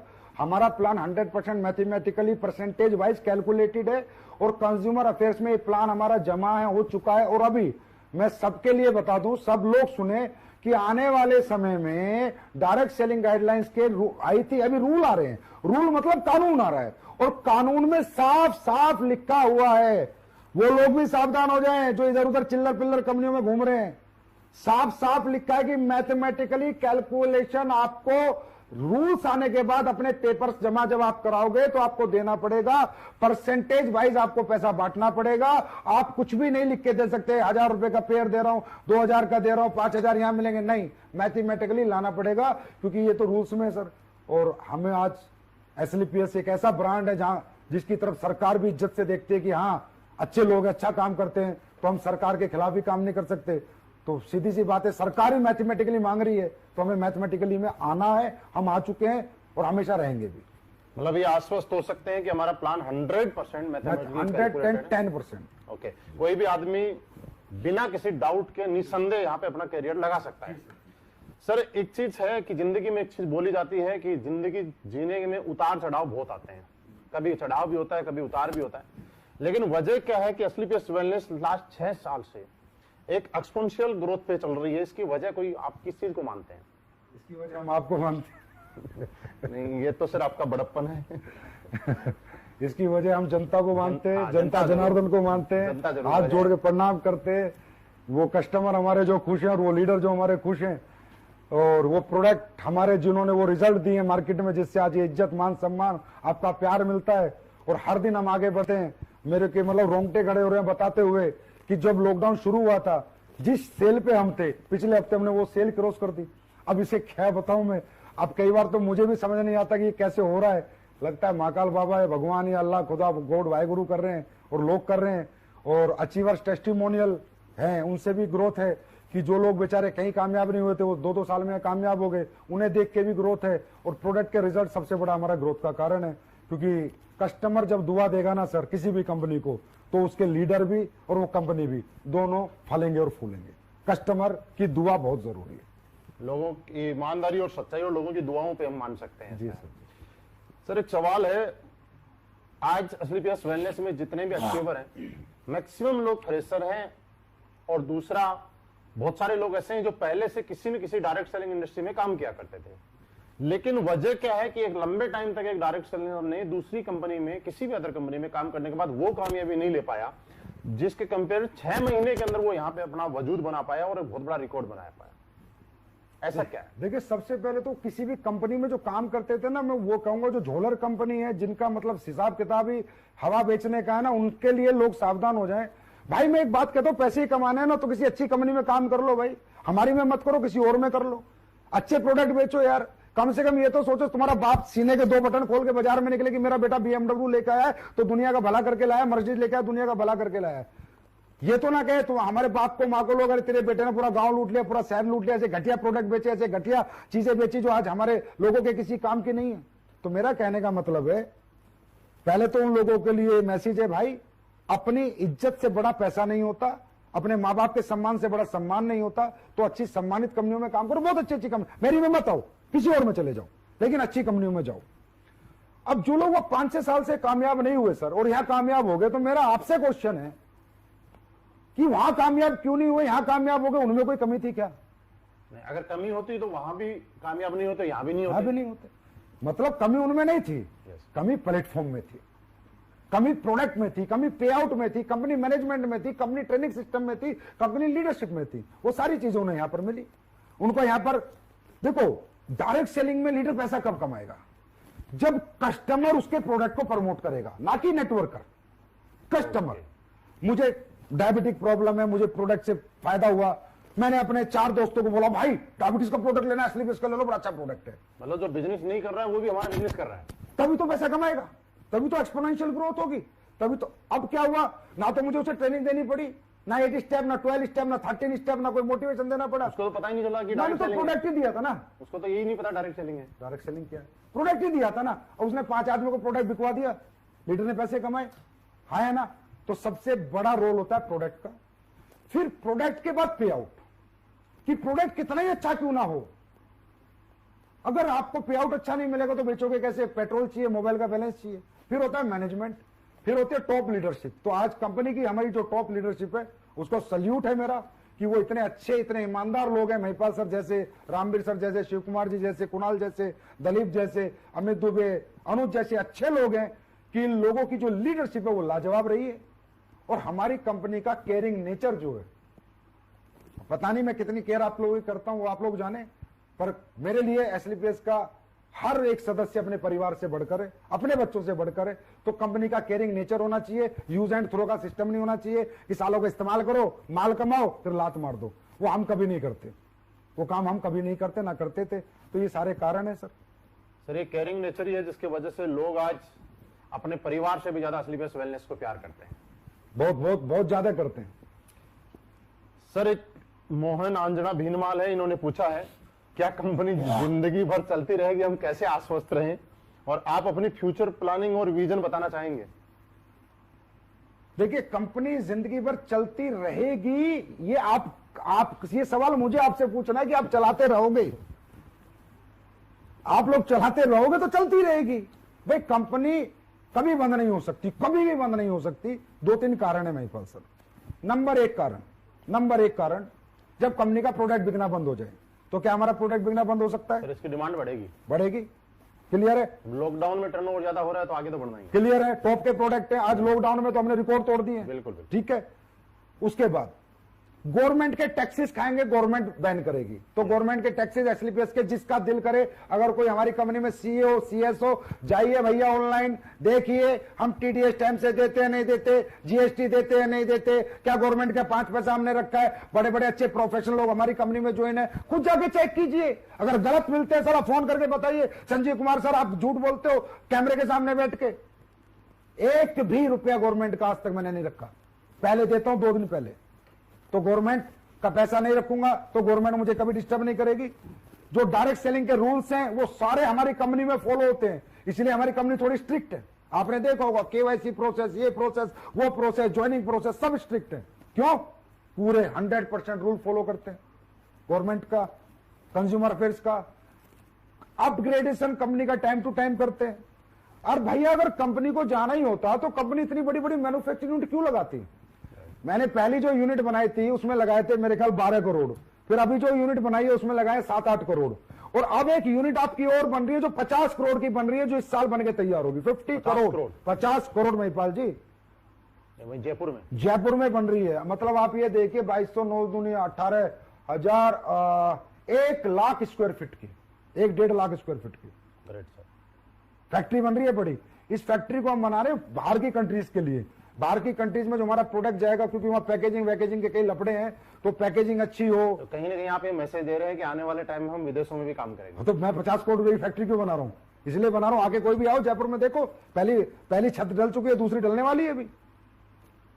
कितनी बड़ी फैक्ट्री बना रहा हूं। तो अगर मैं 3-3 फैक्ट्री बना रहा हूं, अच्छा ये बताओ, ये 10-12 करोड़, ये 6 करोड़, ये 50 करोड़, ये 60-70 करोड़ रुपए थे, तो मैं प्लॉट खरीद लेता, फ्लैट बना लेता, गाड़ियां खरीद लेता, विदेशों में अपनी प्रॉपर्टी खरीद लेता।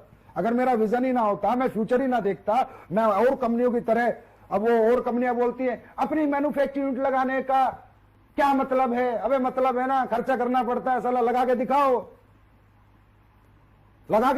इधर उधर से माल ले रहे हो, अपना कुछ है क्या?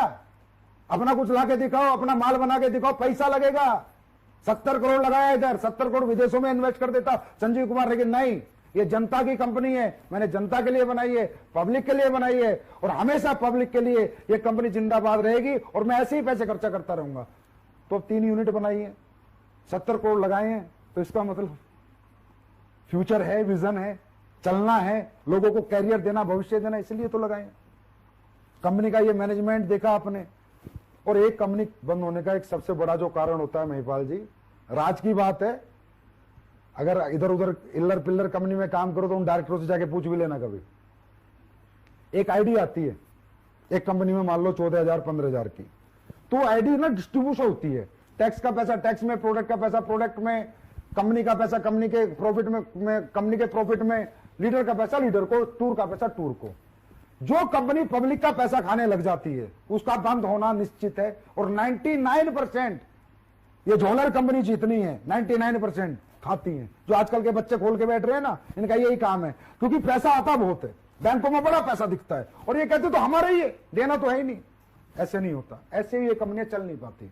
अब जैसे मैं अपने बताता हूं, एसबीआई बैंक में मेरा अकाउंट नंबर में अगर कोई चेक कर सके तो चेक कर लेना, कंपनी के टूर के पैसे हैं। आईसीआईसीआई बैंक में sales incentive, sale performance, government के टीडीएस के पैसे हैं। एक्सिस बैंक में मेरा पूरा जीएसटी का पैसा है, एक एग्जांपल बता रहा हूं, समझे। एचडीएफसी में मेरा प्रोडक्ट के वाले को पैसा जाता है, और कोटेक का जो अकाउंट है वो मेरा प्रॉफिट आता है। इस तरह हम डिस्ट्रीब्यूट कर देते हैं, आपके 100 एसपी आते ही ऐसे बांट देते हैं। हमारे पैसे पे हमारा हक होता है, उससे हम डेवलपमेंट करें, उससे हम फैक्ट्रियां बनाएं, लेकिन आपके पैसे को हम टच नहीं करते। जिसका दिल हो जब आके अकाउंट देख लेना, इतना ओपनली कोई बात नहीं करेगा। मतलब बहुत अंदर का राज है। इससे ये भी समझ सकते हैं कि हमारी कंपनी का कितना बड़ा फ्यूचर है, ये भी अंदाजा लगा सकता है। और कोई आदमी ये भी सोच सकता है, आज आपने बातों में एक चीज जरूर बता दी कि आने वाले टाइम में वो भी होगा कि विदेशों में एसलीपीएस वेलनेस की भी जय 1,00,000% होगी सर, उसकी पूरी तैयारी है। सर एक चीज है, किसी ने बार बार लिखी है कि आप स्टेज के माध्यम से, मीटिंग्स के माध्यम से कहते हैं हमारे इथिक्स है, वैल्यूज है, प्रिंसिपल है। मैं आज पब्लिक के लिए सामने ये जानना चाहता हूं कि आपके ऐसे कौन से इथिक्स हैं, वैल्यूज है, प्रिंसिपल हैं जो बाकी लोगों को आपसे अलग करते हैं। अच्छा, बाकी लोगों से आपको अलग करते हैं, बाकी लोगों से अलग क्या माने? किस मूड में आए हो आज आप ये बताओ पहले। मैं सिर्फ लोगों के ही सवाल लेके आया हूं। सारे मतलब आप पूरी पोल पट्टी पे आ चुके हो आज तो। हाँ? मौका कभी कभी मिलता है। महिपाल जी, हमारे एथिक्स और वैल्यूज अलग हटके हैं, जो आज तक 20 साल 25 साल से जो त्रस्त रहे हैं, नेटवर्कर परेशान रहे हैं, कंपनियों से तकलीफें रही हैं ना, वो तकलीफें देखो हमने प्रोडक्ट से, पे आउट से दूर की हैं और अपने कुछ प्रिंसिपल से दूर की हैं। जैसे मैं एक पहला प्रिंसिपल बताता हूं, आप कई कंपनियों में देखोगे पूरा स्ट्रक्चर का स्ट्रक्चर शिफ्ट हो जाता है एक सीनियर अपलाइन के कहने से। कंपनी का एक टॉप अपलाइन जिसका धंधा सबसे ज्यादा आता है, वो डायरेक्टर को आता है, जाके डराता है, ये बंदे का धंधा इधर कर दो। डायरेक्टर कहता है भाई साहब हाँ, क्योंकि तुम्हारे धंधा सबसे ज्यादा आता है, तुम्हारे सलूट हम कर देंगे। इधर ऐसा नहीं चलता। हमारी कंपनी में अगर आपने अपनी आईडी ग्रीन करा दी, इस पूरी पृथ्वी पर कोई ताकत नहीं उस आईडी को डीएक्टिवेट करा दे बिना आपकी मर्जी के। आपका मर्जी नहीं, मेल नहीं चलती, आपका स्टैंप पेपर होता है, 100 रुपए का नोटरी होके आपका साइन मैच होता है कि ये आदमी जो एक्टिवेट करा रहा है यही है, कोई और है। एक आईडी की मैं ताकत बता रहा हूं, एक आईडी नहीं है, एक आदमी का फ्यूचर है सर, यहाँ कैरियर है। ऐसे तो कल को कोई भी लीडर घमंड में आके किसी को लड़ाई हो जाए तो किसी को भी बर्बाद कर देगा, तो वो बर्बाद हमारे यहाँ कोई लीडर किसी को नहीं कर सकता, कोई शिफ्टिंग नहीं कर सकता, क्रॉस लाइनिंग यहां पर नहीं होती। आपने भी देखा होगा, 4-5 साल से आप हमारे साथ हो। क्रॉस, कितना ही बड़ा लीडर हो, कितना ही बड़ा बिजनेस दे रहा हो, मुझे कोई बिजनेस से लेना देना नहीं, बात है लोगों की जिंदगियों की। क्रॉस लाइनिंग नहीं होगी जब तक रियल, हाँ कोई ऐसा केस है कोई छोड़ छाड़ के चला गया, उसके लोग फिर आना चाहते हैं, वो एक अलग बात है, लेकिन अगर रियल इथिकल बंदा है उसके साथ कभी भी गलत नहीं होगा। हमारे यहाँ कोई रिन्यूअल फीस नहीं हुई, पहले दिन से कोई रिन्यूअल हमने नहीं लिए हमारे यहाँ पर। और तो छोड़ो सर, फ्रेंचाइजी लेने वाले लोग है ना, कोई सिक्योरिटी फीस नहीं लेते हम। अच्छा, हाँ जी। और फ्रेंचाइजी के एग्रीमेंट में ये लिखते हैं कि भाई तेरा प्रोडक्ट बिकता है तो ठीक, नहीं बिकता तो 1 साल बाद देके जा, पैसे लेके जा।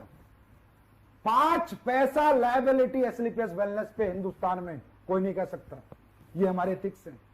हमारे एथिक्स हैं कि अगर आप हमारी कंपनी छोड़ के भी चले जाते हो तो भी हम आपको फोन करके आपका सारा बचा हुआ पैसा देते हैं। अगर आप टूर पे, तो अगर मान लो आप छोड़ के चले गए, हम तो आपको टूर पे नहीं लेके जाएंगे, लेकिन टूर का पैसा देंगे आपको बुला के। भाई साहब आप चले गए, आपको हमारी कंपनी अच्छी नहीं लग रही, आप दूसरी कंपनी में चले गए, भाई साहब आपने हमारे यहाँ जो मेहनत करी है ना, आप अपना मेहनताना लेके जाओ, कोई बात नहीं, आप चले गए, आपका हमारे साथ दिल नहीं लग रहा, पर हम आपका हक का पैसा कभी नहीं खाएंगे। ये एसलीपीएस है सर, ये एथिक्स है, ये प्रिंसिपल है, ये वैल्यूज है हमारी, जिनके साथ कोई कॉम्प्रोमाइज नहीं होता। आपको पता है आप कंपनी के टॉप अचीवर हो, क्या रियली आपने कभी प्रयास किया किसी की क्रॉस लाइनिंग कराने का? नहीं कभी किया मन में? क्योंकि आपको पता हो ही नहीं सकता। तो आपने तो खैर, आप तो बहुत अच्छे आदमी, आप तो कर ही नहीं सकते, लेकिन और बहुत लीडरों ने प्रयास किया, लेकिन उन्हें रास्ते में नेगेटिव रिजल्ट। नहीं हो सकता भाई। अगर किसी के 2 लाख चल गए और वो भैंस भी चलाएगा ना, तो भी हमारे यहाँ से चेक जाता है। और कंपनियों में क्या होता है, लीडर आते हैं आगे बोलते हैं सर वो तो भैंस चला रहा है, उसके 2 लाख चल रहे, पैसे आ रहे, इसकी आईडी बंद करो, इसको ऐसे करो। हम बोलते हैं भाई जब वो आया था ना तो तुमने यही कहा था कि अगर तेरे 2 लाख चल गए तो तेरी जिंदगी बदल जाएगी। अब बेचारे की बदल गई तो यार तुम्हें क्या तकलीफ है? तो दोस्तों निश्चिंत रहो, आपकी आईडी आपकी है, इसे कोई भी हिला नहीं सकता। तो ये हमारे बहुत प्रिंसिपल है, बहुत सारी चीजें हैं, समय कम है, ज्यादा सर बहुत अच्छा सवाल है और लोगों को जानना भी चाहिए इसका जवाब। एक संजय कुमार है, एक मनीष जयपुरी है जो पूछते हैं आज एसलीपीएस की कॉपी मार्केट में बहुत आ रही है उनके बारे में क्या कहना चाहेंगे आप? देखो आप यहाँ तक कि लोग लोगो भी बना रहे हैं उसमें भी कॉपी, फोल्डर बना रहे हैं उसमें भी कॉपी, डब्बे का डिजाइन बना रहे हैं उसमें भी कॉपी। तो भैया तो मान ले भाई हम हिट हो गए है ना। कॉपी किसकी होती है? जिसमें कुछ होता है, जिसमें कुछ होता है, ओरिजिनल है हम। देखिए कॉपी करने वालों को मैं सलाह दूंगा कि आप अपने खुद के आइडियाज लाएं, ऐसे आप बड़े नहीं बन पाएंगे, आप लोगों का फ्यूचर खराब कर लेंगे, लोगों की जिंदगियां खराब कर देंगे। आप वही खेल खेलेंगे जो आज से 20 साल से लोग खेलते रहे और डायरेक्ट सेलिंग इंडस्ट्री बदनाम होती रही, क्योंकि आप लोगों ने भागना ही भागना है। अब नहीं तो क्योंकि हमारी कॉपी हो नहीं सकती महिपाल जी। पहली बात, हमारी कॉपी करने के लिए 4-4 मैन्युफैक्चरिंग यूनिट लगाओ, हमारी कॉपी करने के लिए हमारी प्रोसेसिंग लाओ, हमारी कॉपी करने के लिए हमारे प्रोडक्ट में क्वालिटी लाओ, वो क्वालिटी दो जो हम देते हैं, दे के दिखाए कोई। ट्रेड सीक्रेट हमारे पास है ना, हम कैसे प्रोडक्ट बनाते हैं, फॉर्मूले हमारे पास है ना। पेप्सी को कोई कॉपी कर पाया आज तक? नहीं, आज तक नहीं कर पाया। एप्पल को कर पाया कोई आज तक? नहीं। बड़े बड़े बिरले बैठे हैं, क्यों? फिर भी लोग एप्पल के दीवाने हैं। अगर पीछे सेब कटा हुआ मोबाइल पे चिपकाने से हर आदमी एप्पल बन जाता तो फिर तो सभी साले एप्पल बन जाते, एप्पल की शक्ल के कुछ मोबाइल आए थे तो शायद बंद भी हो गए, है ना। तो एप्पल नहीं बन सकते ना, तो आप एसलीपीएस तो बन ही नहीं सकते ना। तो आप कितनी मर्जी कॉपी कर लो। अच्छा, कॉपी करने से होता क्या है कि जो बेचारी, वही मैंने कहा ना, वो बच्चा जो पहली बार सेमिनार देखा है, नया नया आया है, वो नहीं ना समझ होता है। उसको दिखाओ, देख कैसे प्लान है, जैसा एसलीपीएस कैसे प्रोडक्ट है, वो बेचारा बेवकूफ बन के घुस जाता है। ट्रेड सीक्रेट हमारे पास है, ठीक है। अब हमारा प्लान कॉपी कर लिया भाई, मैथमेटिकली कैलकुलेशन लाओ। अब कॉपी करना आसान है, देना मुश्किल है ना। अरे तुम लिख दोगे, लिखना आसान है, पर देने में हाथ कांपते हैं। वो मैं कहता हूं ना, वहां जिगर नहीं चाहिए, जिगरा चाहिए। तो भाई क्या तुम इस कैपेबल हो, इतना पैसा दे सकते हो जितना लिखते हो? बस कॉपी एसलीपीएस का वो छाप दिया फोल्डर, और अच्छा कई कंपनी तो ऐसे 19वां लेवल, 20वां लेवल। अरे भाई पहले 10-20 लेवल देते तो। और दूसरी बात है, इनका आश्रय भी बुरा होने वाला है। अच्छा मैं बता रहा हूं, ऐसी कंपनी का कोई मालिक सुन रहा हो तो ध्यान से सुन बेटा। अभी डायरेक्ट सेलिंग गाइडलाइंस में रूल्स आ रहे हैं बेटा, उन रूल्स के अंदर मैथमेटिकली कैलकुलेशन चाहिए प्लान में। उन रूल्स के अंदर बहुत सारी चीजें आ रही जो तुम लोग फॉलो नहीं कर रहे, ना तुम कभी कर सकते। सही है, इसके लिए बहुत ज्यादा मैनेजमेंट, बहुत ज्यादा पैसा चाहिए। और एक बेटा अच्छी बात बताता हूं तुम लोगों को मेरे बच्चों, रूल्स के अंदर मैं पूरी ताकत लगा रहा हूं, 10 करोड़ की सिक्योरिटी डलवा रहा हूं कि जो भी नई एमएलएम कंपनी चल रही है सबको 10-10 करोड़ देने पड़ेंगे। मैं पूरी ताकत लगा रहा हूं, 10-5 तो डलवा दूंगा, तो उतना जुगाड़ रखना, तब जाके चला पाओगे। लोगों की जिंदगी बर्बाद मत करो। मतलब लोगों के लिए आप डर पैदा कर रहे हो। अरे सर मैं सच बता रहा हूँ, रूल्स बन रहे हैं, उनमें सिक्योरिटी लग रही है। वो सिक्योरिटी इसलिए ले रही है गवर्नमेंट में जनता का भविष्य है इनमें। सर आप ये समझो, कोई भी साला उल्लर पुल्लर आया, कंपनी खोल के बैठ गया, 2 कमरे की एक जगह ली, एक सॉफ्टवेयर बनाया, एक प्रोडक्ट वाले से बात करी, कंपनी खोल के बैठ गया। अरे कंपनी भविष्य है भाई। लोग अपनी बीबीए, एमबीए, एलएलबी छोड़ के तुम्हारे साथ जिंदगी लगाते हैं यार, उनकी जिंदगी की कोई जिम्मेदारी नहीं है क्या? तो भारत सरकार भी ये रूल बना रही है कि जो भी कंपनी आएगी उसको बड़ा अमाउंट सिक्योरिटी देगी तो ही चला पाएगी, नहीं तो नहीं चला पाएगी। और एक संजीव कुमार इसका समर्थन में खड़ा है। कुछ लोग समर्थन नहीं कर रहे हैं, लेकिन मैं इसके समर्थन में हूं कि अंदर की बात सब सुन लो आराम से, कोई दिक्कत नहीं। एक श्री राम बिश्नोई भवानी सिंह जी हैं जो ये पूछते हैं कि सर 2 महीने हो गए प्लान दिए जा रहे हैं, 60 से ज्यादा प्लान दिए, अभी तक ज्वाइनिंग नहीं आई, क्या करें? देखिए सबसे पहले क्वेश्चन बहुत अच्छा है, और बेटा आपको ये समझना है कि 60 प्लान से ज्वाइनिंग नहीं आती। प्लान आपने दिए किसको है पहले तो ये देखो। 3 तरह की लिस्ट होती है मार्केट में, ए क्लास, बी क्लास और सी क्लास। सी क्लास वो लोग होते हैं जो एडजस्टमेंट सेटिस्फेक्शन के लोग होते हैं और जिन पे पैसा नहीं होता। एक होती है बी क्लास जिन पे थोड़ा पैसा होता है, और ए क्लास वो होती है जो आपके प्रोडक्ट को और आपके प्लान को अफोर्ड कर सकती है। तो कैटेगरी ऑफ लिस्ट अपनी पहले सुधारो। आप उन लोगों को प्लान दो जिनकी जेब में पैसा है और जिन्हें प्रोडक्ट की जरूरत है। देखो आप जाके रिक्शा वाले को प्लान दोगे, आप 60 क्या 600 प्लान दे दो, वो कहां से पैसे देगा? उसे ना जरूरत है ना उसकी जेब में पैसा है। तो पहले आप अपनी लिस्ट को फिल्टर करो। आप अपने ऐसे लोगों के पास जाओ जिनकी जेब में पैसा हो और जिन्हें जरूरत हो। दूसरा, आपका प्रेजेंटेशन परफेक्शन होना चाहिए, ऑब्जेक्शन के सॉल्यूशन आपको आने चाहिए, एजुकेशन आपके पास प्रॉपर होनी चाहिए। देखिए कोई भी आदमी अपना भविष्य उस आदमी के हाथ में नहीं देगा जिस आदमी को वो अपने से कमजोर आंकता हो। तो आप इतने अच्छे कपड़े पहन के जाएं, इतने मजबूत होके जाएं, इतनी अच्छी बातें लेके जाएं कि सामने वाले को लगे कि इसके हाथ में अगर अपना भविष्य दे दिया तो ये मेरी जिंदगी बना देगा। तो आपको इस मजबूती से अपने आप को एजुकेट करना है और अपनी पर्सनैलिटी को निखारना है और अपनी लिस्ट को फिल्टर करना है। आपको 100% रिजल्ट आएगा अगर आप उन लोगों के पास जाओगे जिनकी जेब में आपका प्रोडक्ट खरीदने के लिए पैसा है। बहुत बढ़िया सर, ये सारी चीजें होगी बिजनेस से रिलेटेड। मैं आपसे कुछ पर्सनली चीजें पूछना चाहता हूं, अगर आपकी इजाजत हो तो। पूछो सर। आपकी जिंदगी का कोई ऐसा पल जिसको याद करके आप बड़ा अंदर से कोई दुखी महसूस होते हो, कोई दुखी पल? नहीं, दुखी पल आज तो नहीं है, पहले कभी था। हाँ, जिंदगी का कोई। सर मैंने जब नेटवर्किंग शुरू करी ना तो मैं आर्मी में था। अब फौज की सरकारी नौकरी ना मैंने लाइन लगा के छुड़वाई लोगों की, बहुत नौकरियां छुड़वाई।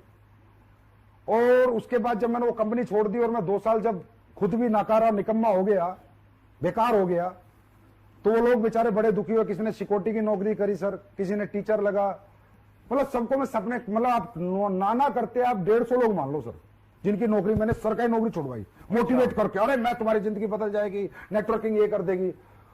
और जब वो लोग कामयाब नहीं हुए ना सर, तो उनको फेस करना, उनसे बात करना मेरे बस की नहीं था, और मैं अपने आप को बड़ा दुखी महसूस करता था कि साला तूने तो पैसा कमा लिया, इनकी जिंदगी बर्बाद क्यों करी। तो मेरे जीवन में सबसे दुखी पल वही था सर। अब तो नहीं है, क्योंकि वो सब लोग कामयाब हैं। इसी के अपोजिट एक सबसे खुशी का पल क्या है? कोई ऐसी चीज जो आपका शौक हो, जिस काम को करने में आपको बड़ा अच्छा लगता हो? मेरा सबसे सुखी पल यही है कि जितने लोगों को मैंने अब जीवन लगाया वो कामयाब हो गए, और सबसे अच्छा सुख मुझे मिलता है तो जो लोग मेरे को डीपली जानते हैं वो बता सकते हैं, लोगों की सेवा करने में मिलता है, लोगों को प्यार बांटने में मिलता है, किसी दुखी की मदद करने में मिलता है, किसी गरीब की मदद करने में मिलता है। शायद ऐसा कोई व्यक्ति ना हो जिसका मैसेज मेरे फोन पे और उसकी मैंने मदद ना करी हो आज तक। मतलब मुझे जनता की भलाई में मतलब जो मजा आता है वो किसी में भी नहीं आता। बेस्ट है मेरे लिए। मतलब I am 100% satisfied person in my life with my ethics and with my values and with my principles कि मैं जैसे काम करता हूं, जैसे जिंदगी जीता हूं, मैं बेहतरीन जिंदगी जीता हूं। वो हेलीकॉप्टर, याट और पानी के जहाज वो मुझे कुछ नहीं बनाने, मुझे लोगों की जिंदगियां बनानी है। मैं बनाता रहूंगा, मैं लड़ता रहूंगा, मैं चलता रहूंगा, कुछ भी हो जाए। जिसने दिल से काम किया उसको कभी यहां से निराशा हाथ नहीं लगेगी, और मैं लोगों की सेवा करता रहूंगा। यही कारण है कि आज स्लीपियस वेलनेस देश के साथ, लोगों के साथ जहां भी जरूरत हो वहां अपना जितना हो सके उससे भी ज्यादा करने की कोशिश कर रही है। अब देखो, देश तो सर्वोपरि है बड़े भाई। अगर देश नहीं रहेगा तो कौन सी एसलीपीएस, कौन सी दिल्ली, कौन सी मुंबई। देश सर्वोपरि है। मैं तो कहता हूं हर आदमी को देश सेवा में बढ़ चढ़ के हाथ लेना, बढ़ चढ़कर सहयोग करना चाहिए। अरे देश है तो हम पैसा कहां से कमा रहे हैं भाई? हिंदुस्तान के लोगों से, पाकिस्तान के लोगों से? सही, हिंदुस्तान। फिर हम रहे किसकी जमीन पर? हिंदुस्तान की। तो देश के लिए नहीं खड़ा होना चाहिए क्या? अरे देश तो ये कोई दिखावा नहीं है कि संजीव कुमार ने पीएम केयर फंड में दिया तो अपने आप को प्रमोट करने के लिए दिया, या संजीव कुमार ने किसी को मास्क बांटे तो प्रमोट करने के लिए दिए। अरे यार देश है तो संजीव कुमार है ना, देश नहीं तो संजीव कुमार थोड़ी है। और इसलिए तो मैं कहता हूं साला हमारे देश के लोग ऐसे गलत लोगों का साथ देते हैं, इतने गंदे लोगों का, जो लोगों को लूट रहे हैं, लोगों को बेवकूफ बना रहे हैं। अरे हिंदुस्तान के लोग इन्हें क्यों लूट रहे हो? लूटना साला पाकिस्तान के लोगों को जाके लूटो, कम से कम हिंदुस्तान की कुछ तो ग्रोथ हो। मारना है तो पाकिस्तान के लोगों को मारो, बर्बाद करना उन्हें करो, हमारे लोगों को क्यों करो? तो ऐसे निकम्मे लोगों से सबसे मैं कहूंगा कि जो भी लोग देश के साथ गद्दारी करते हैं, और गद्दारी में क्या है? गलत चीजें बेचना, मिलावटी चीजें बेचना, गलत वादे करना, गलत धोखा देना, मोटिवेट करके आडंबर में फंसा के रखना, तो पाकिस्तान वालों को फंसाओ ना। तो भाई देश तो सर्वोपरि है महिपाल जी, और मेरे लिए था, है और जीवन भर रहेगा। आज सर हिंदुस्तान में बहुत सारे लोग आपसे इंप्रेस हैं, आपसे प्रभावित हैं, आपकी गाइडलाइन के तहत चल के और बहुत अच्छी कामयाबी ले रहे हैं। लेकिन ये जानना चाहते हैं कि आज इस लेवल पे आने के बाद, और खुद ही इस लेवल पे नहीं, अपने साथ में इतने लोगों को इस लेवल पे लाने के बाद आपकी जिंदगी का कोई सैक्रिफाइस रहा होगा? कुछ छोड़ दो, टाइम भी हो गया। मतलब ये खास सवाल है लोगों के लिए, क्योंकि लोग, हर आदमी के सपने हैं, आगे बढ़ना चाहते हैं। देखिए, वो जानना चाहते हैं कि कोई ऐसा सैक्रिफाइस जिसकी वजह से आज आप यहाँ पे अपने आप को मानते हैं। देखिए महिपाल जी, सेक्रीफाइस करे बिना आप सक्सेस नहीं हो सकते। बिल्कुल, सेक्रीफाइस बहुत इंपॉर्टेंट पार्ट होता है लाइफ का। मेरी लाइफ का सबसे बड़ा सेक्रीफाइस सर मेरा नहीं है, मेरे बीवी और बच्चों का है। मैं रियल बताऊं तो मेरा कोई सेक्रीफाइस नहीं है, सेक्रीफाइस उनका है। क्योंकि जब मैं स्लीपियस वेलनेस को 9 नवंबर 2014 को बना रहा था तो मैं जयपुर रहता हूँ। बेसिकली मेरा घर परिवार सब जयपुर रहता है। ओके। तो जयपुर में हमारे घर में मीटिंग चल रही थी, तो मैं मेरी वाइफ से बोला कि यार ऐसे ऐसे कंपनी बनानी है, लोगों का अपना भविष्य और लोगों का भविष्य, अपना भी भविष्य था, अपना भी लालच था, और लोगों का भविष्य के लिए एक अच्छी कंपनी बनानी है, और उसको दुनिया की नंबर 1 कंपनी बनानी है, चलाना, मेहनत करनी है। तो मेरी वाइफ ने कहा ठीक है आप एग्जीक्यूट करो, खोल लो। तो मैंने मेरी वाइफ से कहा कि यार देख जयपुर में नहीं बात बनेगी, मैं कंपनी दिल्ली खोलूंगा। तो वो एकदम शॉक्ड हो गई, बोली आप दिल्ली क्यों खोलोगे? मैंने कहा यार अगर मैंने जयपुर में कंपनी खोली तो कहीं ना कहीं एक जिम्मेदार पति के नाते तेरे सारे काम करने पड़ेंगे, और जिम्मेदार पिता के नाते बच्चों की मीटिंग वीटिंग ये वो फलाना ढिमका जाना पड़ेगा। और ये कंपनी नहीं है, लोगों की लाइफ लाइन होती है। एमएलएम कंपनी नहीं होती, लोगों की जिंदगी होती है। क्योंकि लोग बहुत बड़े सपने लेके सर यहाँ आते हैं, बहुत बड़ा भविष्य यहाँ देखते हैं। कंपनी की छोटी सी गलती पे उनका भविष्य खत्म हो सकता है। तो मैंने कहा मेरी वाइफ से, उसका नाम पूनम है, मैं पूनम या तो मैं ये काम शुरू नहीं करूंगा, और करूंगा ना तो पूरा पागलपन से करूंगा, पूरा डेडिकेशन से करूंगा। मैं लोगों की जिंदगी से खिलवाड़ नहीं कर सकता। 2 साल चलाई बंद कर दी, 3 साल चलाई बंद कर दी, और अपने ऊपर एक धब्बा लेके अपना जीवन नहीं जी सकता। मैं पूरी मेहनत करूंगा, बाकी भगवान जाने जो होगा। तो मेरी वाइफ ने कहा ओके, पहले तुम कहते थे जब तुमने नेटवर्किंग शुरू करी डार्लिंग 3 साल की बात है फिर पैसिव इनकम, अब 7 साल हो गए थे फिर बोलते डार्लिंग 3 साल की बात है पैसिव इनकम, अब उस टाइम पे हो गए थे महिपाल जी 2014 में मुझे 7 साल। तो सारा टाइम मिला के बोला अब पैसिव इनकम, अब तो साथ रहो, 7 साल से तो आप मेरे साथ नहीं हो। मैंने कहा बस 5-6 साल और दे दें। फिर पैसिव इनकम एक डेट और दे दी। एक डेट और दे दी। तो उसके बाद से हमने कंपनी दिल्ली खोली, क्योंकि दिल्ली में ट्रांसपोर्टेशन अच्छा था, लोगों का रीच ऑफिस के लिए अच्छा था, सुविधाएं अच्छी थी। और उसके बाद ना मुझे दिन रात काम करने का मौका मिल गया। और मुझे ही नहीं, मेरे साथी जो डायरेक्टर है अमित जी और मामचंद जी, इनके 20 बच्चे भी छुड़वा दिए। मगर बेटा तुम भी अपने 20 बच्चे दूर रखो, 3 साल तक तो कोई 20 बच्चे लाएगा ही नहीं कम से कम। हर आदमी रात के 2-2 बजे तक काम करेगा, 4-4 बजे तक काम करेगा, दिन रात काम करेगा। बीवी को बोला अब जिम्मेदारी तुम संभालो, हम कंपनी संभालते हैं। तो थैंक्स टू ऐसा परिवार, ऐसे बीवी बच्चे भाई, जिसकी वजह से आज मैं दिल्ली में रहता हूं सर। महीने में 1 दिन अपने घर जाता हूं। पिछले 6 साल से ये हालत है, कभी कभी 3 महीने में जाता हूं। तो मैं तो थैंक यू करूंगा मेरी फैमिली को। सर थैंक यू तो हम लोगों को करना चाहिए कि आप लोगों ने हम लोगों के बारे में इतना सोच के, इतना परिवार को छोड़ा, सारी चीजों को छोड़ा। मुझे याद है आप दिन रात एक फ्लाइट से उतरते थे, एक फ्लाइट में चढ़ते थे, एक फ्लाइट से उतरते थे, एक फ्लाइट से। मामचंद सर 4-4 बजे तक ऑफिस में, 4 बजे तक, सुबह 5 बजे तक भी उन्होंने काम किया है। बस ये आप लोगों का प्यार है और जनता का प्यार है, तो इतनी मेहनत हो जाती है। आप लोग प्यार ही इतना करते हो सर, मैं क्या करूं, मेहनत करने का दिल करता है। सर सब कुछ होने के बाद लास्ट का एक छोटा सा सवाल है। आप बहुत सारे लोगों ने अपना जिंदगी, अपना कैरियर एसटीपीएस वेलनेस के साथ लगा रखा है। एसटीपीएस वेलनेस के फाइटर के लिए कोई मैसेज देना चाहेंगे आप? हाँ, एसटीपीएस के फाइटर्स, आपके लिए मेरा सबसे अच्छा मैसेज ये है कि हम अच्छे प्रोडक्ट अभी कुछ लॉन्च करने वाले हैं आप सबके लिए। आप लोग दिल से, निष्ठा से, ईमानदारी से काम करें। अपने मन में नेगेटिव क्वेश्चन ना आने दें। इसलिए आज मैं आपके सामने बैठा हूं रूबरू। भाई नेगेटिव क्वेश्चन ना आने दें। अगर कोई भी नेगेटिव हो ना, कभी भी मुझसे पूछे, महिपाल सर से पूछे, किसी से भी पूछे, खुद को नेगेटिव ना होने दें। क्योंकि नेगेटिव आदमी पॉजिटिव जिंदगी नहीं जी सकता। शारीरिक दुख दे खुद को, शारीरिक खूब मेहनत करें, मानसिक सुख तभी मिलेगा। आप लोगों के पास जाते, लोग आपके पास नहीं आते। एक बंदे का एक सवाल आया था कि सर लोग नहीं आते, मैं भी पढ़ रहा था। हम लोगों को समझाते भाई नहीं आएंगे। जिन लोगों को सालों को लिपस्टिक लगा के पूरे दिन कुर्सी पे बैठने का शौक है ना, एसी की हवा में, वो लोग नहीं आएंगे। जो परिवर्तन कर सकता है, तड़प सकता है, धूप में तप सकता है ना, वो नेटवर्किंग करता है।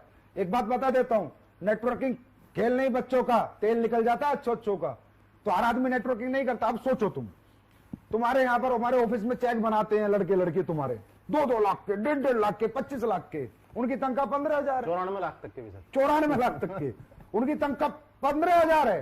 क्यों? क्योंकि सुबह आते हैं लिपस्टिक लगा के 10 बजे, फिर आके यहाँ चेयर पे बैठते हैं, कंप्यूटर के सामने टक टक टक टक, एसी चल रहा है, चले जाते हैं। जो शरीर को कष्ट नहीं देना चाहते, अपने बच्चों के सपने, अपने परिवार के लिए खुद को तड़पाना नहीं चाहते, वो नेटवर्किंग नहीं करते। जो मतलबी सेल्फिश लोग होते हैं, सिर्फ अपना आराम, अपना सुख देखते हैं, वो नेटवर्किंग नहीं करते। और जो अपनों का सुख देखते हैं दोस्तों, वो नेटवर्किंग करते हैं, शरीर को कष्ट देते हैं। तो नेटवर्किंग वही लोग करेंगे जिनको शरीर को कष्ट दे सकते हैं। तो मेरा एक मैसेज है, शारीरिक दुख दो खुद को, अगले 4-5 साल जीवन भर सुखी रहो। दूसरा, नेगेटिव खुद को होने मत दो। अपलाइन जो बोले वो करो, ब्लाइंड बिलीव करो अपने अपलाइन पर। और हिंदुस्तान में नहीं, मैं पूरे विश्व की गारंटी लेता हूं, बेस्ट टॉप लीडरशिप एसटीपीएस के पास है। और उसके बाद आपके लिए हम एक प्रोडक्ट ये बना दिया, वायरल डॉक। एक अच्छा प्रोडक्ट बनाया आपके लिए, जो अभी कोरोना काल चल रहा है उसमें काफी इफेक्टिव है, काफी फायदा, देख सकता हूं। हाँ, काफी फायदा देगा लोगों को। तो वायरल डॉग है, वायरल डॉग बहुत फायदा देगा लोगों को। भगवान ने चाहा तो जो इसे पिएगा उसको वो वायरस हो ही ना, ऐसा हो सकता है, बाकी ऊपर वाला चाहेगा। बहुत मेहनत करी है, तभी 3 महीने में निकाल पाए हूं। इस पे R&D बहुत हुई है, बहुत मेहनत हुई है। और अच्छे नए प्रोडक्ट हम आपके लिए लेके आ रहे हैं। हैंड सैनिटाइजर हम लेके आ रहे हैं। मार्केट, अब लोग कहते हैं ना सस्ता, जब मुझे लगता है कि देश का कोई ऐसा प्रोडक्ट जिसपे मुझे प्लान व्लान में पैसा भी नहीं बांटना, जिसमें मुझे सिर्फ लोगों की जरूरत पूरी करनी है। सैनिटाइजर बताता हूं, 500 ml का सैनिटाइजर ला रहा हूं 240 रुपए में, 240 रुपए में। अरे बात सस्ते महंगे की नहीं होती, बात इथिक्स की होती है, प्रिंसिपल की होती है। अगर मैं कुछ ला सकता हूं तो लाऊंगा।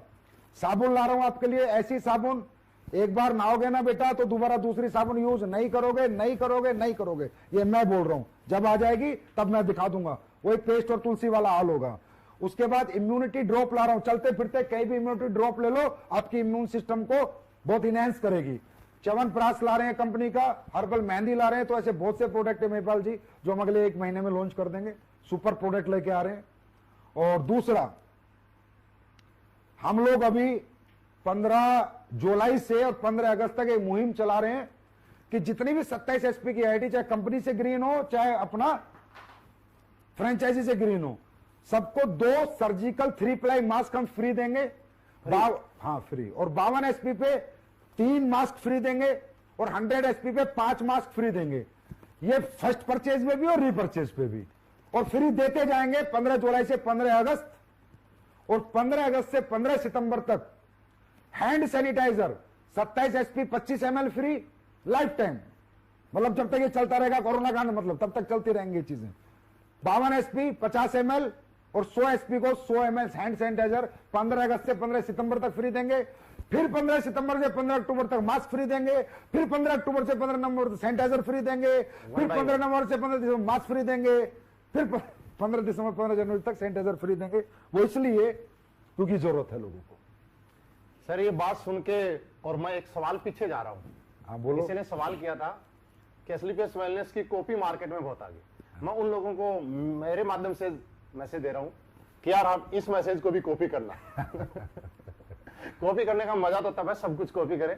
और रियली हमने सुना है कि लोगों के दिल बहुत बड़े होते हैं, लेकिन आपका इतना बड़ा दिल है हम सोच भी नहीं सकते कि इस कोरोना के काल के अंदर लोग मास्क और सैनिटाइजर में अपॉर्चुनिटी ढूंढ रहे हैं, इनमें बेनिफिट कमा रहे हैं, इनमें पैसे कमाने का एक जरिया ढूंढ रहे हैं, महंगा बेच रहे हैं, सस्ता बेच रहे हैं, घोटाला कर रहे हैं, कुछ भी लाके और ये इसमें पैसा बना रहे हैं सिर्फ। और आपने इस काल में जिस चीज की सबसे ज्यादा डिमांड है वो जनता को, लोगों को फ्री कर दी। सर सल्यूट, ऐसा तो कोई सोच भी नहीं पाया होगा पूरे हिंदुस्तान में आज तक। मैं I love Asclepius wellness soul fighter. मैं अपने फाइटर से, अपने परिवारों से हद से ज्यादा प्यार करता हूं। अगर मेरा बस चला तो मैं सब दान कर जाऊंगा मरते हुए एसलीपीएस वालों को। मुझे नहीं चाहिए पैसा। ये प्यार जो हमारे लोगों ने दिया बस ये बना के रखना, सब कुछ करेंगे लोगों के लिए सर। बस अच्छे बन के रहना, झूठे मत बनना, किसी को ठगना मत, किसी के साथ बेईमानी मत करना, किसी को गलत प्लान मत देना, गलत आश्वासन मत देना, गलत वादे मत करना, ईमानदारी और सच्चाई से काम करना। सच की जीत होती है। और एक छोटा सा मैसेज और है दोस्तों, अपना अपना मोबाइल उठाना, इस इंटरव्यू के बाद सारे नंबर निकालना। आपको बहुत से ऐसे नंबर मिलेंगे जिन्हें आज तक आपने प्लान नहीं दिया, जिन्हें आज तक आपने प्रेजेंटेशन नहीं दी, नहीं बताया आप क्या करते हो। उन नंबरों पे कॉल करना, अपॉइंटमेंट लेना। महिपाल जी मैं चाहता हूं एसलीपीएस परिवार में एक मुहिम चलाएं। Yes sir. मुझ में है दम, मुझ में है दम। मुझ में है दम। क्या करना होगा इसके लिए? इसके लिए सबसे पहले संजीव कुमार करेगा। मैं हर हफ्ते 100 एसपी की आईडी अपने खुद प्लान देके निकालूंगा। एक एमडी आप निकालोगे तो मैं भी निकालूंगा। आप निकालोगे तो फिर सारी जनता भी निकालेगी। मतलब हर एक लीडर, चाहे हम किसी भी लेवल पे हैं, हम कंपनी एमडी हैं, हम कंपनी क्राउन डायमंड है, हम आज जिसने ज्वाइन किया ब्लू डायमंड है, हम डायमंड है, हम फ्रेशर हैं, हम रूबी है, कुछ भी है, हम अपनी टीम से तो बहुत एक्सेप्ट करते हैं। हम टीम को तो बोले वो जो काम है वो सारे करें, साला खुद का भी दम दिखाएं। एक बार खुद को भी देखें कहीं जंग तो नहीं लग गया। अभी भी सेल निकाल सकते हैं कि नहीं? सेल निकाल सकते हैं नहीं निकाल सकते। तो मैं 100 एसपी की सेल मैं निकालूंगा हर हफ्ते। तो आज से एसलीपीएस में मैं चाहूंगा ये मुहिम चले, आप भी हर हफ्ते एक सेल पक्का निकालो। सर मैं निकाल के बिल्कुल अपना जो भी कोर टीम का ग्रुप है उसमें जरूर ऐड करूंगा 100 एसपी की। Yes, sir. हम सब 100 एसपी की एक एक सेल हर हफ्ते निकालेंगे जब तक ये जीवन रहेगा। ये मुझ में है दम चलाएंगे। और जो भी 12 हफ्ते तक ये सेल निकालेगा उसको एक सरप्राइज गिफ्ट पक्का देंगे। और 12 हफ्ते तक किसने निकाली उसकी लिस्ट, उसका डाटा, भाई रूबी स्टार ने निकाली तो सफायर उसका डाटा बनाए, सफायर ने निकाली तो स्टार सफायर बनाए, डायमंड ने स्टार सफायर ने डायमंड बनाए, और क्राउन डायमंड ने निकाली तो एमडी बनाएगा, और एमडी ने निकाली तो जनता बनाएगी। ये बहुत अच्छा आइडिया दिया सर। मुझे लगता है इस आइडिया से हमारा बिजनेस बहुत स्पीड से बढ़ जाएगा, क्योंकि लोग रियल में, मेरा ऐसा मानना है कि वो चीजें कभी कॉपी नहीं करते जैसा आप बताते हैं, उस चीज को हमेशा अप्लाई करते हैं जैसा आप करके दिखाते हैं, और आपने करके दिखाने की। मुझ में है दम। बिल्कुल सर। एक लास्ट सवाल रह गया मेरा, और बहुत खूबसूरत सवाल है। आलोक शर्मा जी उन्होंने पूछा है, आज युवा ही देश का भविष्य है, आने वाले टाइम में देश कहां जाएगा ये आज के युवाओं पे निर्भर करता है, उनकी सोच क्या है और वो किस सोच के साथ, क्योंकि बनाने वाले वही है। आलोक शर्मा जी ने ये पूछा है सर कि क्या कोई स्टूडेंट डायरेक्ट सेलिंग में अपना करियर लगा सकता है और वो अपना फ्यूचर शेप समझ सकता है? मैं ये कहता हूं कि स्टूडेंट को ही लगाना चाहिए, स्टूडेंट को ही जरूरत है, क्योंकि आज का जो एजुकेशन सिस्टम है वो आपको पता है किस तरीके से है, कैसे चल रहा है। स्टूडेंट का भविष्य पूरी जिंदगी उसके सामने पड़ी है। और आज 40 साल का आदमी कैरियर लगा रहा है ना, वो कैरियर नहीं है, वो तो बेचारा ठीक है, जो 20 साल बच रहे थोड़ा ठीक ठाक जिंदगी जीने के लिए आ रहा है। एक स्टूडेंट को कैरियर लगाना चाहिए, स्टूडेंट की एनर्जी, स्टूडेंट का टैलेंट, स्टूडेंट की क्रिएटिविटी, स्टूडेंट की मेंटलिटी, स्टूडेंट का पैशन, स्टूडेंट के पावर, स्टूडेंट के पास जो कुछ है, जो हमारे युवाओं के पास है, वो बूढ़ों के पास थोड़ी होगा। युवा तो देश का आने वाला भविष्य है। और मैं कहूंगा हर एक युवा से एक बार अपने आप को डायरेक्ट सेलिंग का मौका दो। मैं नहीं कहता बार बार, एक बार मौका दो, एक बार 6 महीने टिको। आपको जो हमारी इंडस्ट्री देगी ना दोस्तों, कहीं से नहीं मिलेगा। हम पर्सनैलिटी डेवलपमेंट देंगे, स्किल डेवलपमेंट देंगे, सेलिंग डेवलपमेंट देंगे, मेंटल डेवलपमेंट देंगे। हम आपको ऐसा बना सकती है इंडस्ट्री, जैसा आप बड़े से लंदन से पढ़ के आओ ना, ऑक्सफोर्ड से, तो नहीं बन सकते। आप किसी अच्छी डायरेक्ट सेलिंग कंपनी में अगर डायरेक्ट सेलिंग की पढ़ाई कर लो ना, तो इतना इनहेंस कर जाओगे अपने आप को कि आप देश के प्रधानमंत्री तक बनने का जज्बा आपके अंदर आ जाएगा। ये हमारी एजुकेशन है, ये हमारा परिवार है, ये हमारा एटमोस्फेयर है। तो हर स्टूडेंट को मैं कहूंगा भाई, हमेशा पहले करके देखो तो सही यार, एक मौका दो। अगर जमती है तो रुकना, नहीं तो फिर निकल जाना। सर आपने बहुत अच्छा सवाल दिया और मुझे लगता है कि देश के युवा इसको अप्लाई जरूर करेंगे, क्योंकि युवाओं को करियर लगाना चाहिए। और सर आपने बहुत कीमती वक्त दिया, क्योंकि हमें मानते हैं कि आपके कंधों पे बहुत ज्यादा भार है। आज स्लीपियस वेलनेस की प्रोडक्ट्स को देख के, कंपनी को देख के, हम लोगों को भी देख के, उसके आगे और डेवलपमेंट को लेके आपके पास बहुत सारे काम रहते हैं, लेकिन फिर भी आपने इतने बिजी शेड्यूल में से, ये आपका प्यार ही है कि हम लोगों को 1.5 घंटे से ज्यादा का भी आपने टाइम दिया। और आपसे बात करते करते मैं घड़ी की तरफ देखा तो मुझे पता चला कि 1.5 घंटा हो गया, लेकिन मुझे ऐसा लग रहा है 10-15 मिनट से ही बात कर रहे हैं, कब 1.5 घंटा निकल गया। आज आपने ये साबित कर दिया कि सर दिल बड़ा हो तो चाहने वालों की कोई कमी नहीं है। यही कारण है कि दुनिया में कंपनियां बहुत हैं, लेकिन स्लीपियस वेलनेस जैसी नहीं है।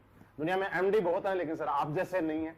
ये हमारा सौभाग्य है कि आपका साथ और आशीर्वाद हमें मिला हुआ है, और आपके साथ और आशीर्वाद से हम दुनिया में बड़े बड़े कीर्तिमान स्थापित करेंगे। आपने टाइम दिया सर, उसके लिए बहुत बहुत धन्यवाद sir. Thank you very much. Wish you all the best, best of luck to all of you. Thank you so much. दोस्तों आप सभी ने अपना टाइम निकाला, उसके लिए आप सभी का बहुत बहुत धन्यवाद।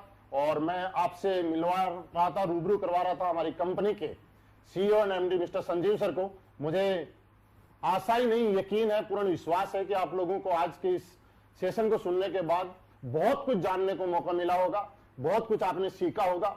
मुझ में है दम पक्का याद रखिएगा, और मुझ में है दम ये पक्का याद रखेंगे। और सर आपको ने हमें एक मौका जरूर दिया बातों ही बातों में, कि उन लोगों को हम एक चीज करके दिखाएंगे जो आज तक हिंदुस्तान के होके विदेशी अपनाने की तारीफ करते थे। हम लोग वो लोग बनेंगे कि हिंदुस्तान के होके विदेशों के अंदर अपने जय जयकार करवाएंगे। थैंक यू वेरी मच, बहुत बहुत धन्यवाद। Thank you very much. Thank you.